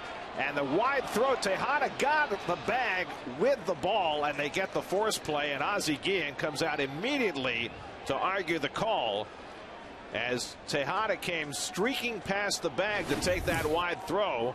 C.B. Buckner said he made the play. Let's see. Watch the snow cone. There it is. Let's see. Yep. Yep. No bobble. He did it. It looked ugly there, and that's why Ozzie came straight out. On top of the bag, snow cone, that counts. Well, by the way, Ozzie made that play when he played too. You know, it's pretty interesting there. No slide by Stanton. And a rare errant throw by R.A. Dickey, who normally fields his position so well. So both teams with double plays not turned. And let's see if the Mets get away with it here. This is the Met killer right here in Sanchez. Reyes made the bad throw in the last half inning that gave the Mets an extra out. And Wright hit the 2-run homer to give the Mets the lead. Now Dickey's poor throw cost the Mets a double play and gives Sanchez a turn. Sanchez doubled down the left field line his last time up. He's 1 for 2. And he pulls one down to third. Wright retreats, bobbles, and has no play. David gave ground, then couldn't pick it up cleanly. And the Marlins have 2 men on. Well, he opts to play the backhand, which is fine. The ball came up, hit him in the heel of the glove. Had almost the same exact play last night in last night's ball game. Able to get it in the pocket. Not this time. First error of the year for David Wright. Dan Warthen out to the mound to talk about it. Tying run now at second. Potential go-ahead run at first with 2 out. And John Buck, the catcher, coming up.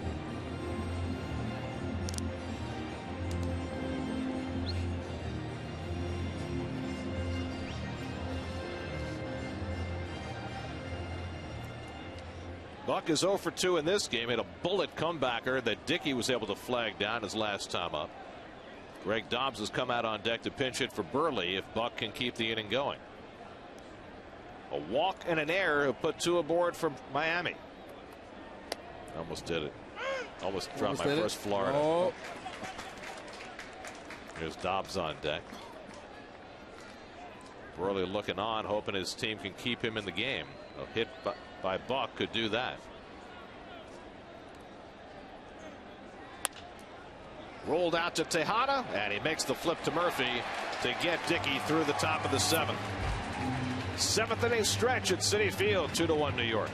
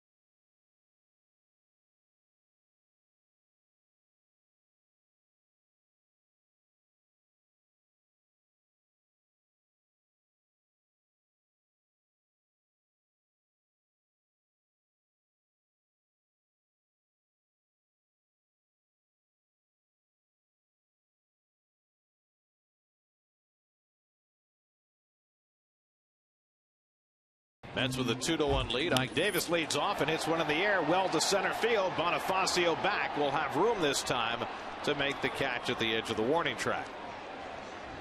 So Davis with one of his better swings of the last few days. Nonetheless, the first out of the inning. Here's your AT&T trivia question. Mark Buehrle, one of two pitchers to throw a no-hitter and win a Gold Glove in the same season. Who is the other? It's a nice question. Of course, Buehrle's thrown 2 no-hitters. A Garden Variety no-hitter against Texas in 07, and then the perfect game against the White Sox in 09. Josh Tolley takes a strike.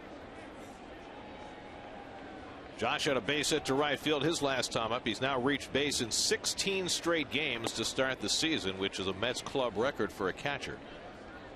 Zach Lutz is out on deck to pinch hit. Zach made his big league debut last night.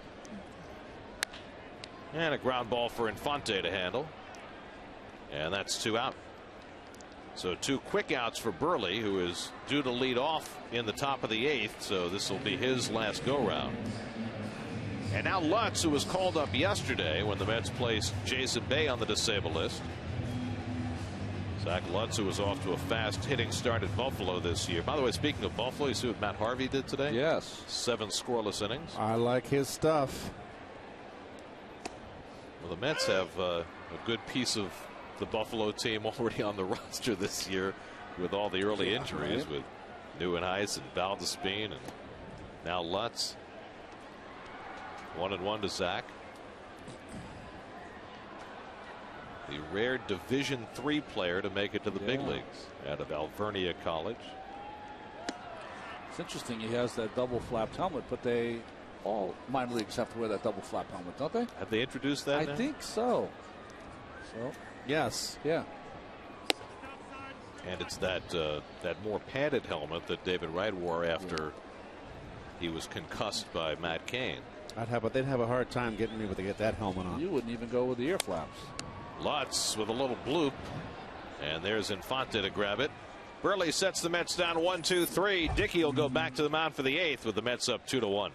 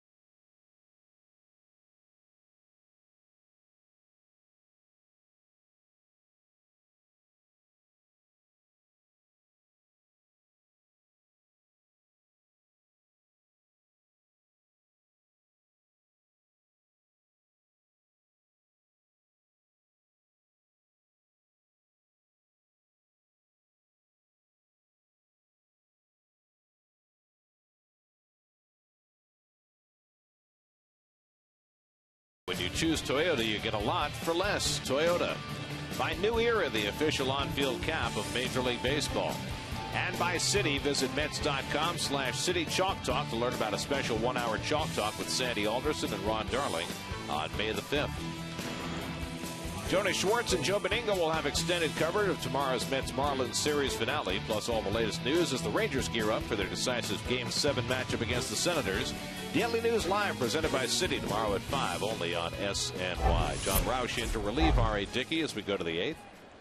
We can see what John Roush has done so far this year. Native of Kentucky and went to Morehead State. Worked a 1-2-3 inning against the Marlins last night in the 8th inning. Greg Dobbs to pinch hit for Mark Burley. So both starters done after 7. Both pitched well. Each gave up a home run. A solo shot by Infante, a 2-run homer for Wright, and the Mets with a 2-1 lead as we start the 8th. You saw Tim Burdock staying busy in the Mets bullpen as Roush falls behind on Dobbs 2-0.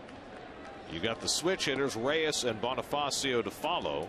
You don't have a left-hand hitter coming up for the Marlins till 4 batters hence in Logan Morrison. Bobby Parnell joins Burdock in the bullpen.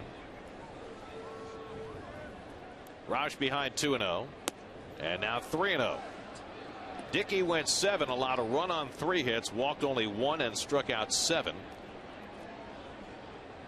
Looking for his 3rd win of the year and needing 6 good outs from the bullpen to get it. You know, in the opening today, we were not making fun, but, you know, just a historic night for the bullpen of the Marlins as they couldn't throw strikes, but that could be on the other side at any night. I mean, now those kind of things can happen when bullpen guys come in. And swinging 3-0, Dobbs pulls it foul. How about that? Wow. Leading off the inning. Down a run. Interesting. I mean, I can understand 2 out and nobody on. Sometimes the game is upside down. That's coming from the manager down there. It's coming from Mr. Guillen. He's a gambler. And Dobbs thought it was ball 4, but not according to Bill Miller. A letter high strike, 3-2. Wow. That ball's up, huh? Yep. And I think outside. Well, he held it there in the outside corner totally. Josh has been doing a much better job framing pitches this year. Might have stolen a strike there. Now it's 3-2 to Dobbs. And he popped it up. Murphy out and waving for it. And he'll take it for the first out. 1 out and nobody on. Let's check in with Chris Carlin for a New York State Smokers Quit Line game break.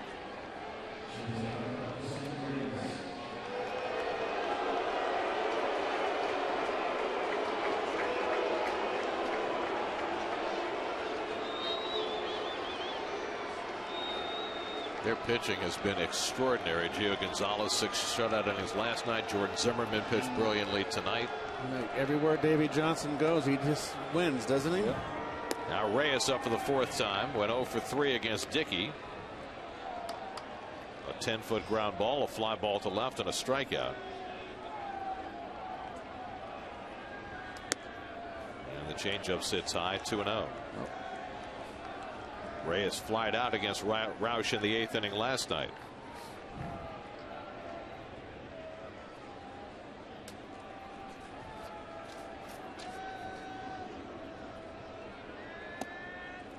And that misses, and again Roush is behind 3-0. Mike Dunn up in the bullpen. So Roush fell behind Dobbs 3-0. Dobbs swung on 3-0 and fouled it off. Roush got a generous call for strike 2 and then the pop-up. I mean, Reyes has got to take a pitch here, right? Yes. There's a strike. Never heard you guys so unanimous. We're very emphatic.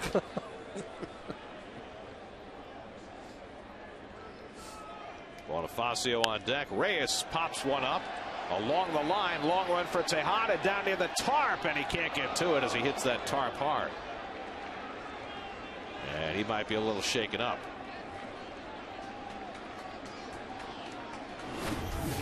Well, one thing about the tarp, it's padded.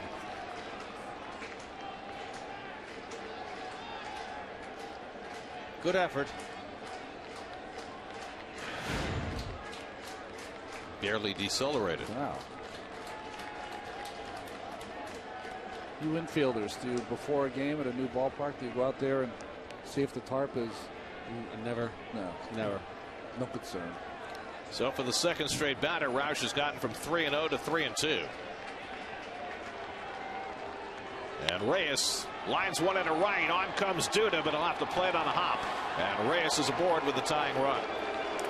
First hit of the series for Jose Reyes after he'd gone 0 for 7 in the first 2 games. And now with Reyes representing the tying run, Roush's attention will have to be split between Reyes and Bonifacio.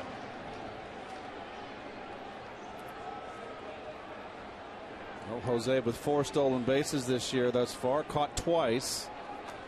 The Marlins with 19 steals leading the National League. Roush has a decent move to first, but takes him a while to get rid of that ball to home plate. Reyes, the Mets all-time stolen base leader, and now with a chance to swipe one for the first time against his old team. And if you'll remember, at least the last few years, in these situations, the situations where he was the tying run or the go-ahead run of the late innings, Jose was often very reluctant to run. There was no question about it. We were kind of at times pleading for him to steal up here in the booth. Ball and a strike to Bonifacio, who's lined out, struck out, and grounded out. Well, certainly this is a situation where Reyes is on base with a pitcher that he has seen plenty of times before.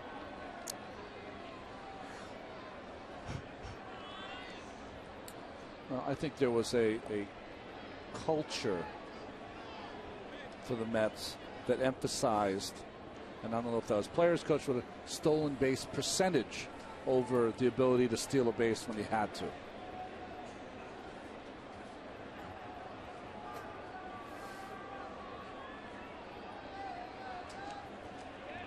Back in standing a couple of times. David Wright in really on the grass around 4 feet off the cut in the grass there. Potential bunt. Bonifacio always a threat to lay one down.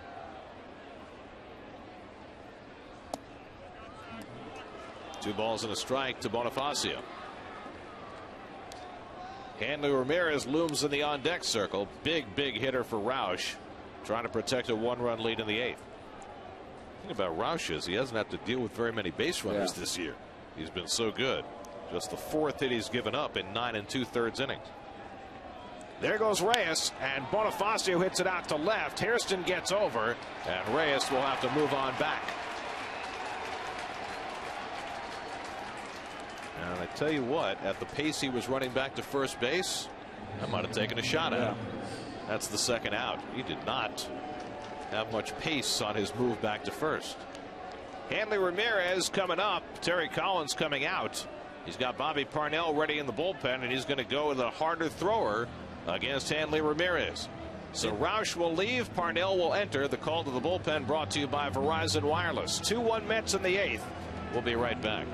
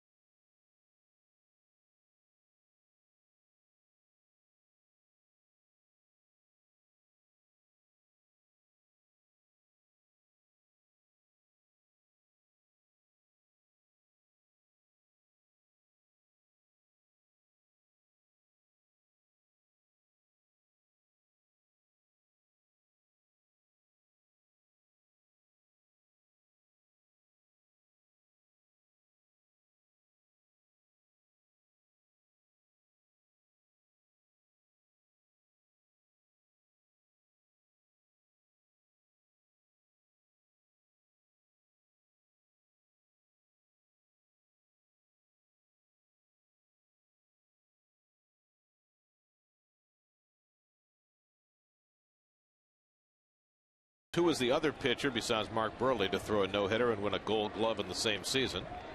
Wow. Bob Gibson, one of the all-time great competitors in the history of the game. Bobby Parnell in to face Hanley Ramirez, and he pours a fastball over for a strike. One of the all-time great athletes to ever be a pitcher, right? played with the Harlan Globetrotters. He could have done anything. Great college basketball player at Creighton. That's right. Parnell off to a fine start. 13 strikeouts in 8 innings. Reyes at first and 2 out. And Parnell misses wide at 96. A ball and a strike. Bobby last pitched in the second game of the doubleheader on Monday. Struck out 3 in an inning of work against the Giants.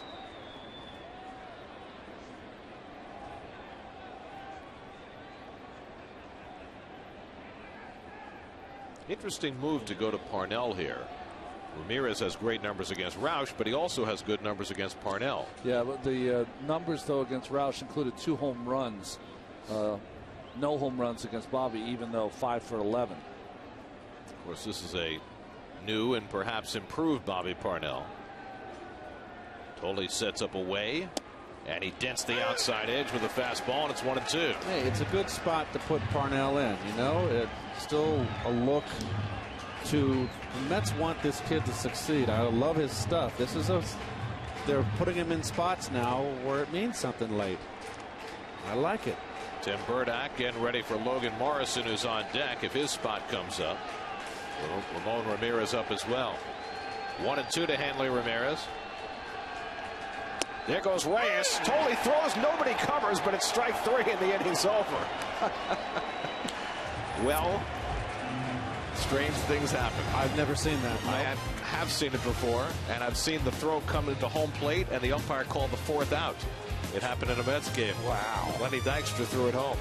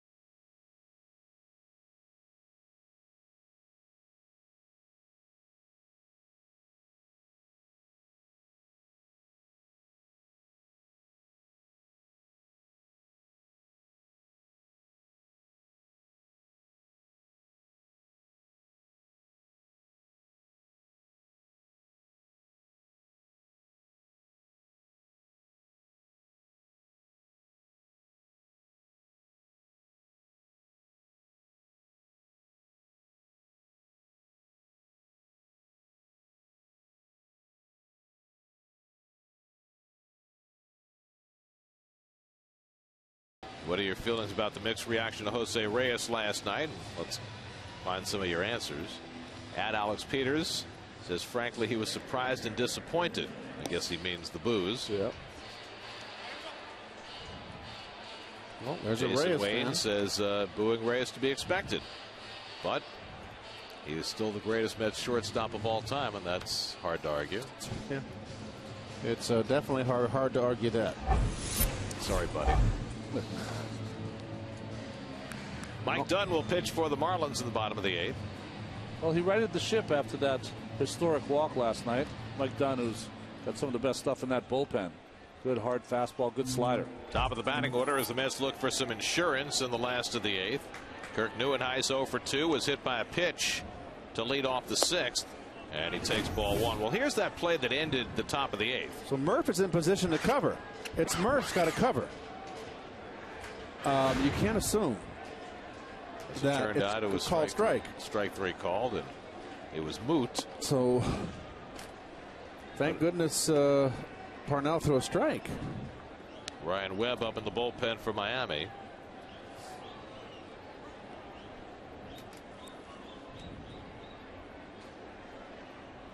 Two 2-0 to Neuenhuis, and he pops one foul. Neuenhuis, we mentioned, hit by a pitch to start the 6th, and then with 1 out, Daniel Murphy hit what could have been a double play ball down to first, but Neuenhuis with a good enough slide to disrupt Reyes, who threw the ball away.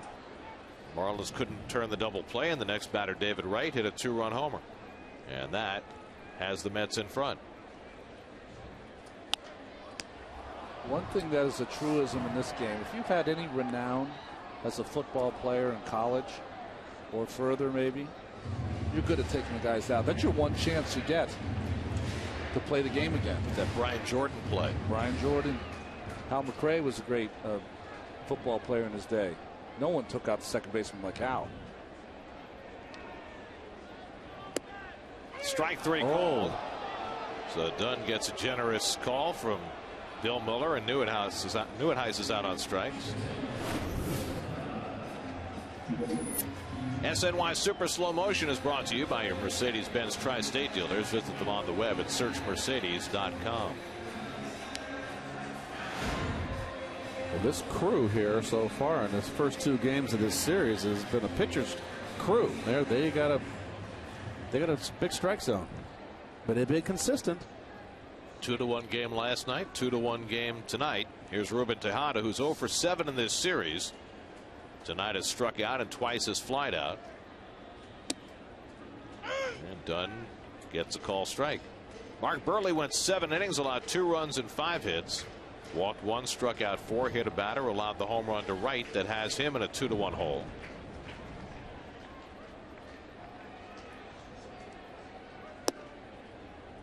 By the way, if you missed the reference that Ronnie made about the history that Dunn made last night. Last night, Josh Johnson walked the last man he faced with 2 out in the 7th. And the next 3 Marlins pitchers each faced 1 batter and walked that batter. Line the other way, and Tejada's got a base hit. It hits the jutting stands, bounces away from Stanton. Tejada hits to second, and he'll arrive easily with a 1-out double. So Tejada's first hit of the series is his 8th double of the year. Well, one thing Tejada does on the pitch, belt high and up, he stays level. That ball tied him up inside, but he stays level. If you see the plane of his bat, it's parallel to the ground. So if you get beat inside, you're able to hit that ball down the line or to right field on a line drive instead of a fly ball. He does it a lot. So now with an insurance run at second base, here's Murphy, who's 1 for 3 on the night. Singled back in the 4th.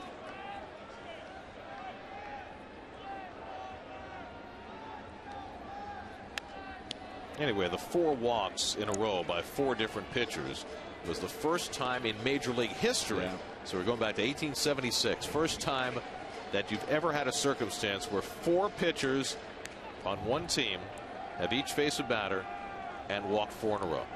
Never before. It's the wall of shame. So, you know, you were fretting a bit about the state of the game as a result of that last night, but you didn't realize at the time you were seeing history. Hope I never see it again. I mean, no, Ozzie doesn't want to see it again. You're a Civil War buff, and sometimes, you know, the bloodiest battles provided the best history. Custer went down in '76, didn't he?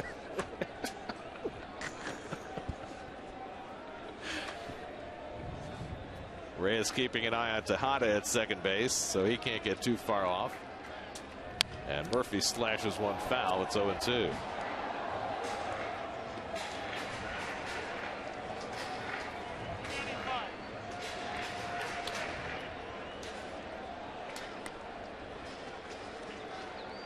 Murphy 0 for 3 in his career against Mike Dunn. Dunn, who started out with the Yankees, moved to the Braves, came over to the Marlins in the Dan Uggla trade.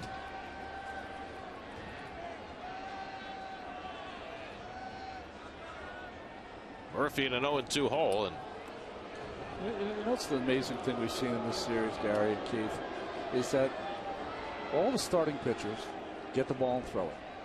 Every reliever that comes in, it's just they take their time. They really have a long time in between pitches. A lot of thought goes into it. A lot of stepping off of the mound. Hard to keep your tempo that way. Strike 3 call. Dunn painting the inside at 94 miles an hour for his second strikeout. He caught Murph looking for a breaking ball and got a fastball.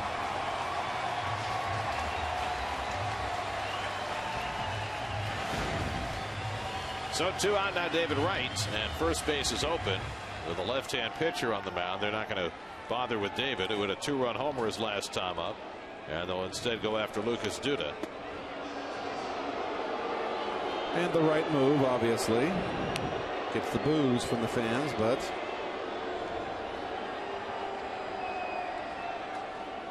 Lucas had the game-winning hit last night. Maybe he can have an insurance hit tonight. Well, Lucas got a hit his last time up against the left-hander Burley. Last couple of days, Lucas's approach at the plate has looked much, much better. Remember that first game of the doubleheader against the Giants, he drew 3 walks. Yeah. That seemed to get him pointed in the right direction. Pulled a ball tonight that Sanchez was fortunate to be on the line for, otherwise he would have had a double. And then hit it out to right center his last time up. Here's your Mets box score, brought to you by Verizon. One big swing by David Wright, the difference in this game. David became the Mets franchise leader in RBIs with that 2-run homer, his 3rd of the year. And now the Mets looking for some insurance before they hand it off for the 9th inning.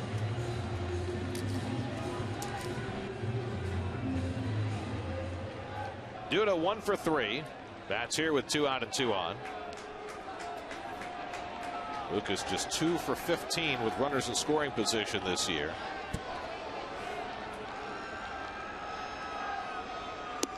And Dunn misses low and away for ball 1.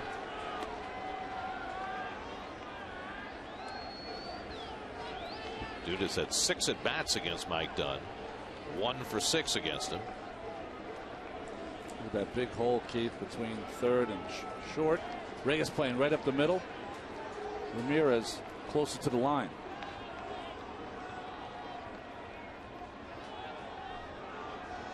And Duda takes a fastball for a strike. low ball umpires here.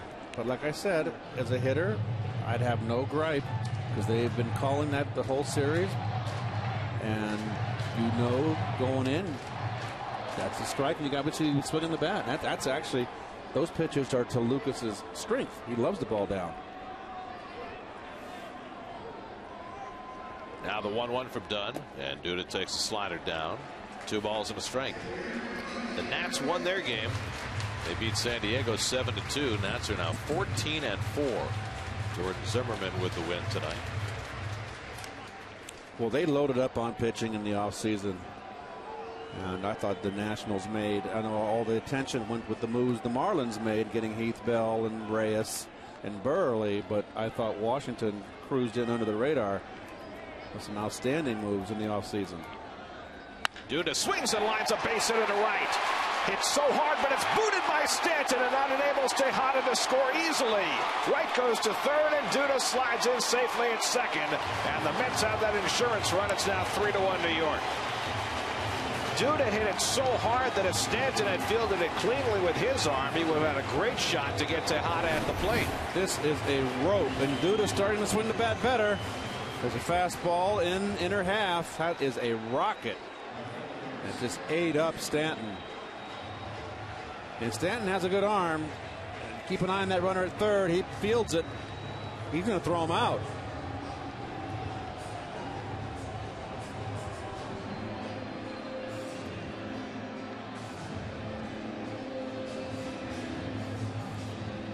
So Duda drives in the insurance run, a single and an error.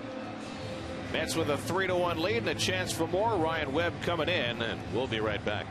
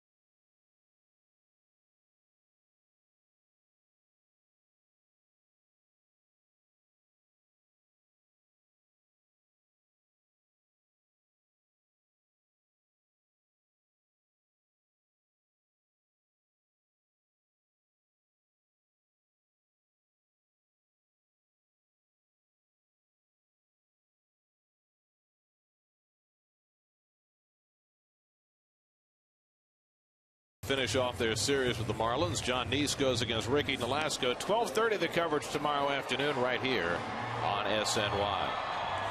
Ryan Webb, who got one out last night, tries to get an out tonight. Well, at least they let him warm up in the bullpen. Last night he had to come in, of course. Edward Mujica took a ball off his fingers, and Ryan came in the game. Mike Baxter will bat for Scott Hairston to give the Mets a lefty bat against the right-hander Webb. Dunn faced 5 batters, gave up 2 hits and 1 run so far. Now 2 in scoring position for Baxter with Wright at third and Duda at second.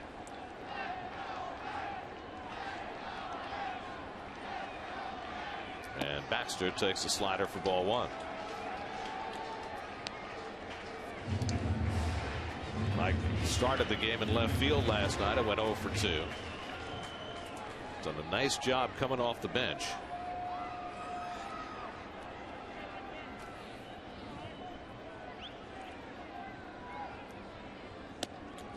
Webb has an awful lot of movement in that stretch position. You really are supposed to come to a full stop. For a big guy, he really has a lot of coil. He generates a lot of torque and kind of movement in his body before he delivers the ball to the plate. But as Jerry said, it's interesting. He doesn't ever come. His body doesn't stop. His hands do, but his body doesn't. Frank Francisco getting ready for a save opportunity in the bottom of the 9th. A save opportunity that would disappear if Baxter drives in these 2 runs. Ike Davis would be next. That's now with 3 runs and 7 hits. The Marlins 1 run and 4 hits. Now Webb behind 2-0. And Baxter takes it low, 3-0. I think this might be a godsend here for Ike Davis if Baxter gets a base hit or draws a walk. This is a lazy sinker ball pitcher. Maybe be something that Ike can get a rhythm with. Put a little better swing on it than his last at bat against Burley. There's a strike to Baxter, 3-1. I mean, you got a sinker ball pitcher out there. You've got to figure if you're going to get 5 pitches or 6 pitches in at bat off him, I'd be willing to wager you get 3. Half of them middle of the plate away. Sinking away. Just kind of gear out there.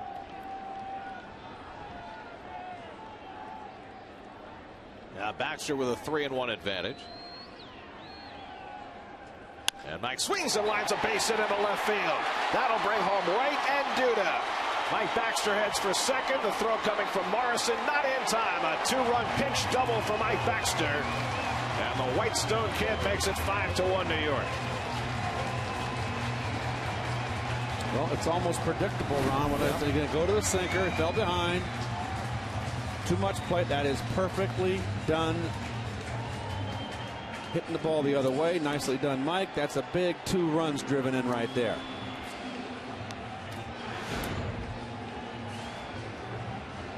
So the Mets have scored 3 in the 8th to expand their lead to 5-1. Now Ike Davis is 0 for 3. Hit a fly ball to the edge of the warning track in center field his last time up.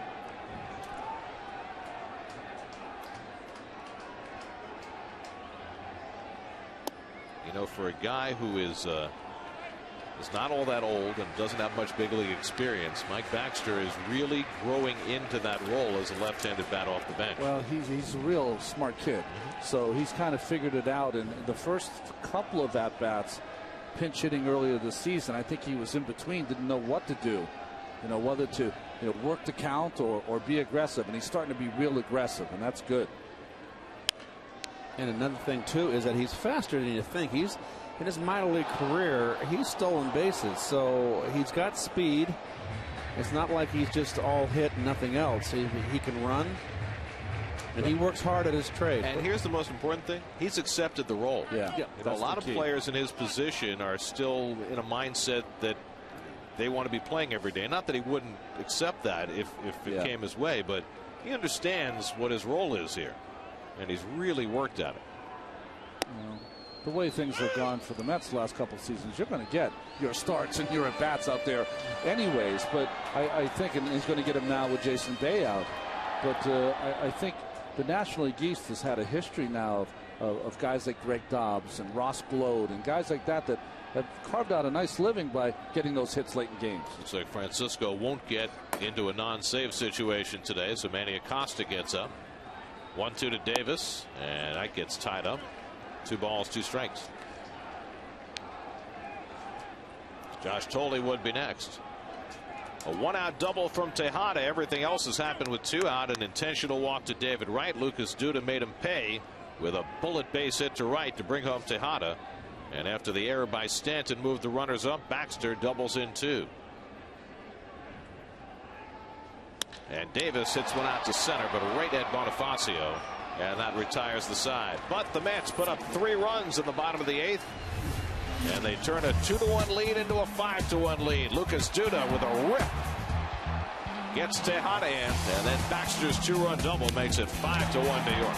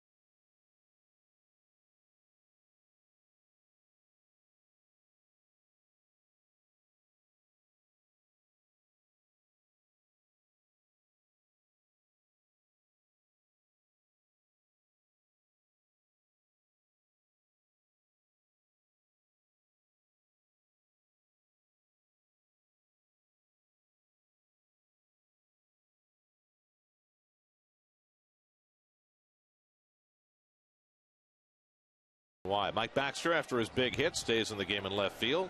And Tim Burdack will start the 9th inning with the left-hander Morrison due to lead off.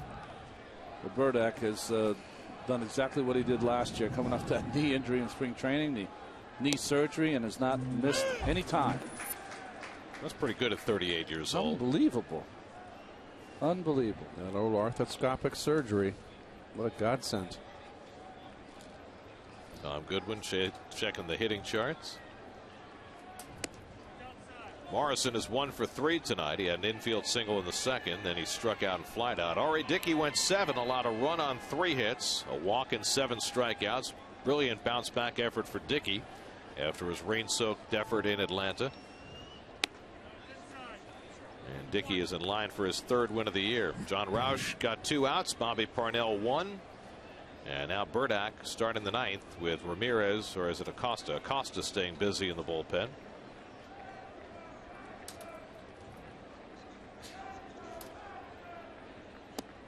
And that slider drops in for a strike. You know, Burdack's strikeout numbers are amazing. No, they are.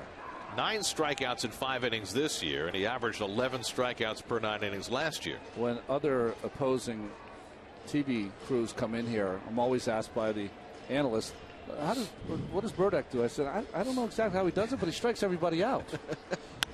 Not Morrison. He has himself a base hit. So the Marlins trying to mount a response in the 9th. Morrison is aboard. Giancarlo Stanton coming up. Let's check in with Chris Carlin and Bobby Ojeda, see what's coming up on WB Mason postgame live.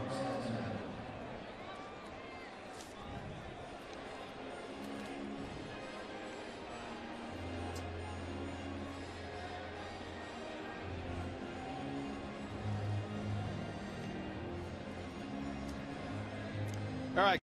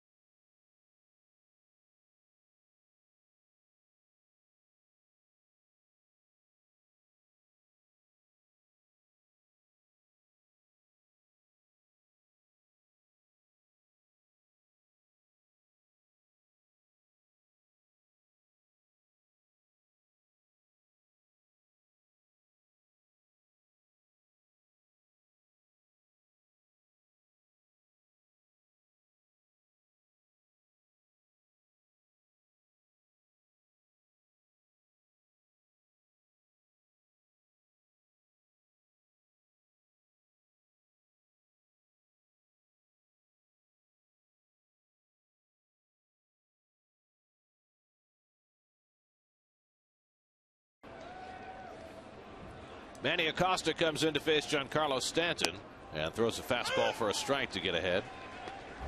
Manny struggled there for a time early and now has seemed to right the ship, but the base on balls have really hurt him in those 8 1/3 innings.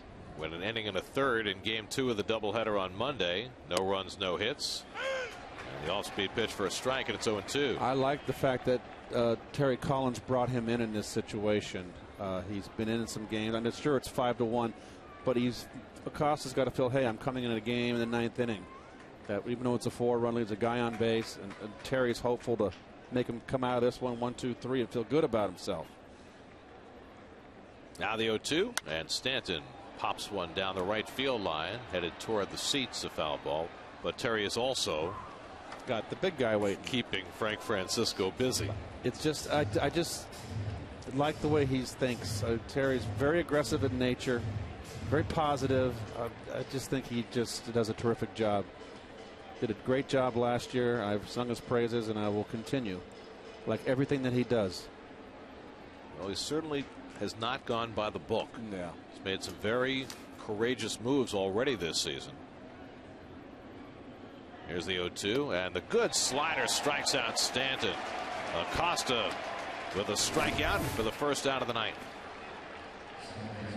Feel a wave at the slider, not even close.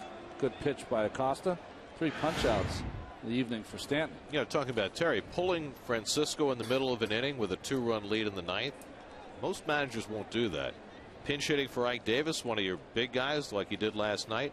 And, you know, making sure that you communicate with your players so they understand what you're doing. Right. But doing the thing that you need to do to try to win the game. Here's Omar Infante with 1 out and 1 on, and he takes a strike. Well, Francisco had given up runs in 4 consecutive appearances. So, you know, he's making a judgment not because there's no manager I've ever met that tries to make a decision to lose the game. They're just trying to do things to win the game. And sometimes they get that feeling that their guy doesn't have it that day. That's when they make the move. Ground ball toward the hole. Tejada with a nice backhand stop. But he can't throw anybody out. And now the Marlins have 2 men on. So Infante has an infield hit. Well, no real shot to get Infante at first. I think as Ruben gets a little more experience, he'll just put that one in his back pocket and just eat it. So now the Marlins need just 1 more base runner to get the tying run of the plate, which means it would be a save situation if you brought Francisco in here. But he's going to stick with Acosta for 1 more batter. Gabby Sanchez 1 for 3, doubled back in the 5th. Marlins with a couple of hits here in the ninth after just 4 hits over the first 8 innings. And Tolle down to block it 1-0. Morrison at second, Infante at first. Gabby Sanchez, who has put a crimp in Met hopes ever since he jumped into the league out of the University of Miami.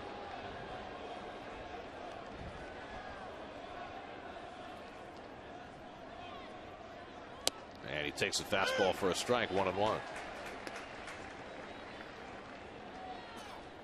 John Buck, the catcher and number 8 hitter on deck.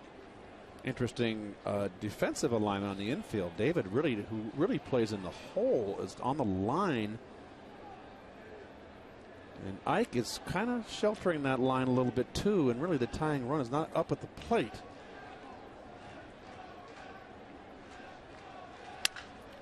Down to third. David grabs it. Out at second. Murphy to first. In time. Double play, and the ball game is over. The Mets turn the around the horn double play for Acosta, and the Mets have taken the first 2 of the series with the Marlins. Brilliant pitching tonight by R.A. Dickey as he outduels Mark Burley. David Wright with a home run that makes some history, and the Mets win their 2nd straight 5-1. Well, another bounce back outing for the Mets starting pitcher. Santana yesterday was 11 punch outs, and Dickey today 7 strong innings for Terry Collins. Well, the Mets got 8 hits on the day, and just some big clutch hitting. David Wright, of course, surpasses Darryl Strawberry as the all-time RBI leader for the Mets with his 3rd home run of the year. The game winner in the 6th, the 2-run shot. They gave the Mets the lead they never relinquished. Lucas Duda got a big RBI, and off the bench, Mike Baxter, pinch hitting, double to left field, drove in 2. Hard slide by Neuenhuis that gave David Wright the extra at bat. David hit the 2-run homer, gave the Mets the lead. R.A. Dickey was terrific, and the Mets win it 5-1. They'll go for the sweep of the Marlins tomorrow. Back with more from Citi Field in just a moment.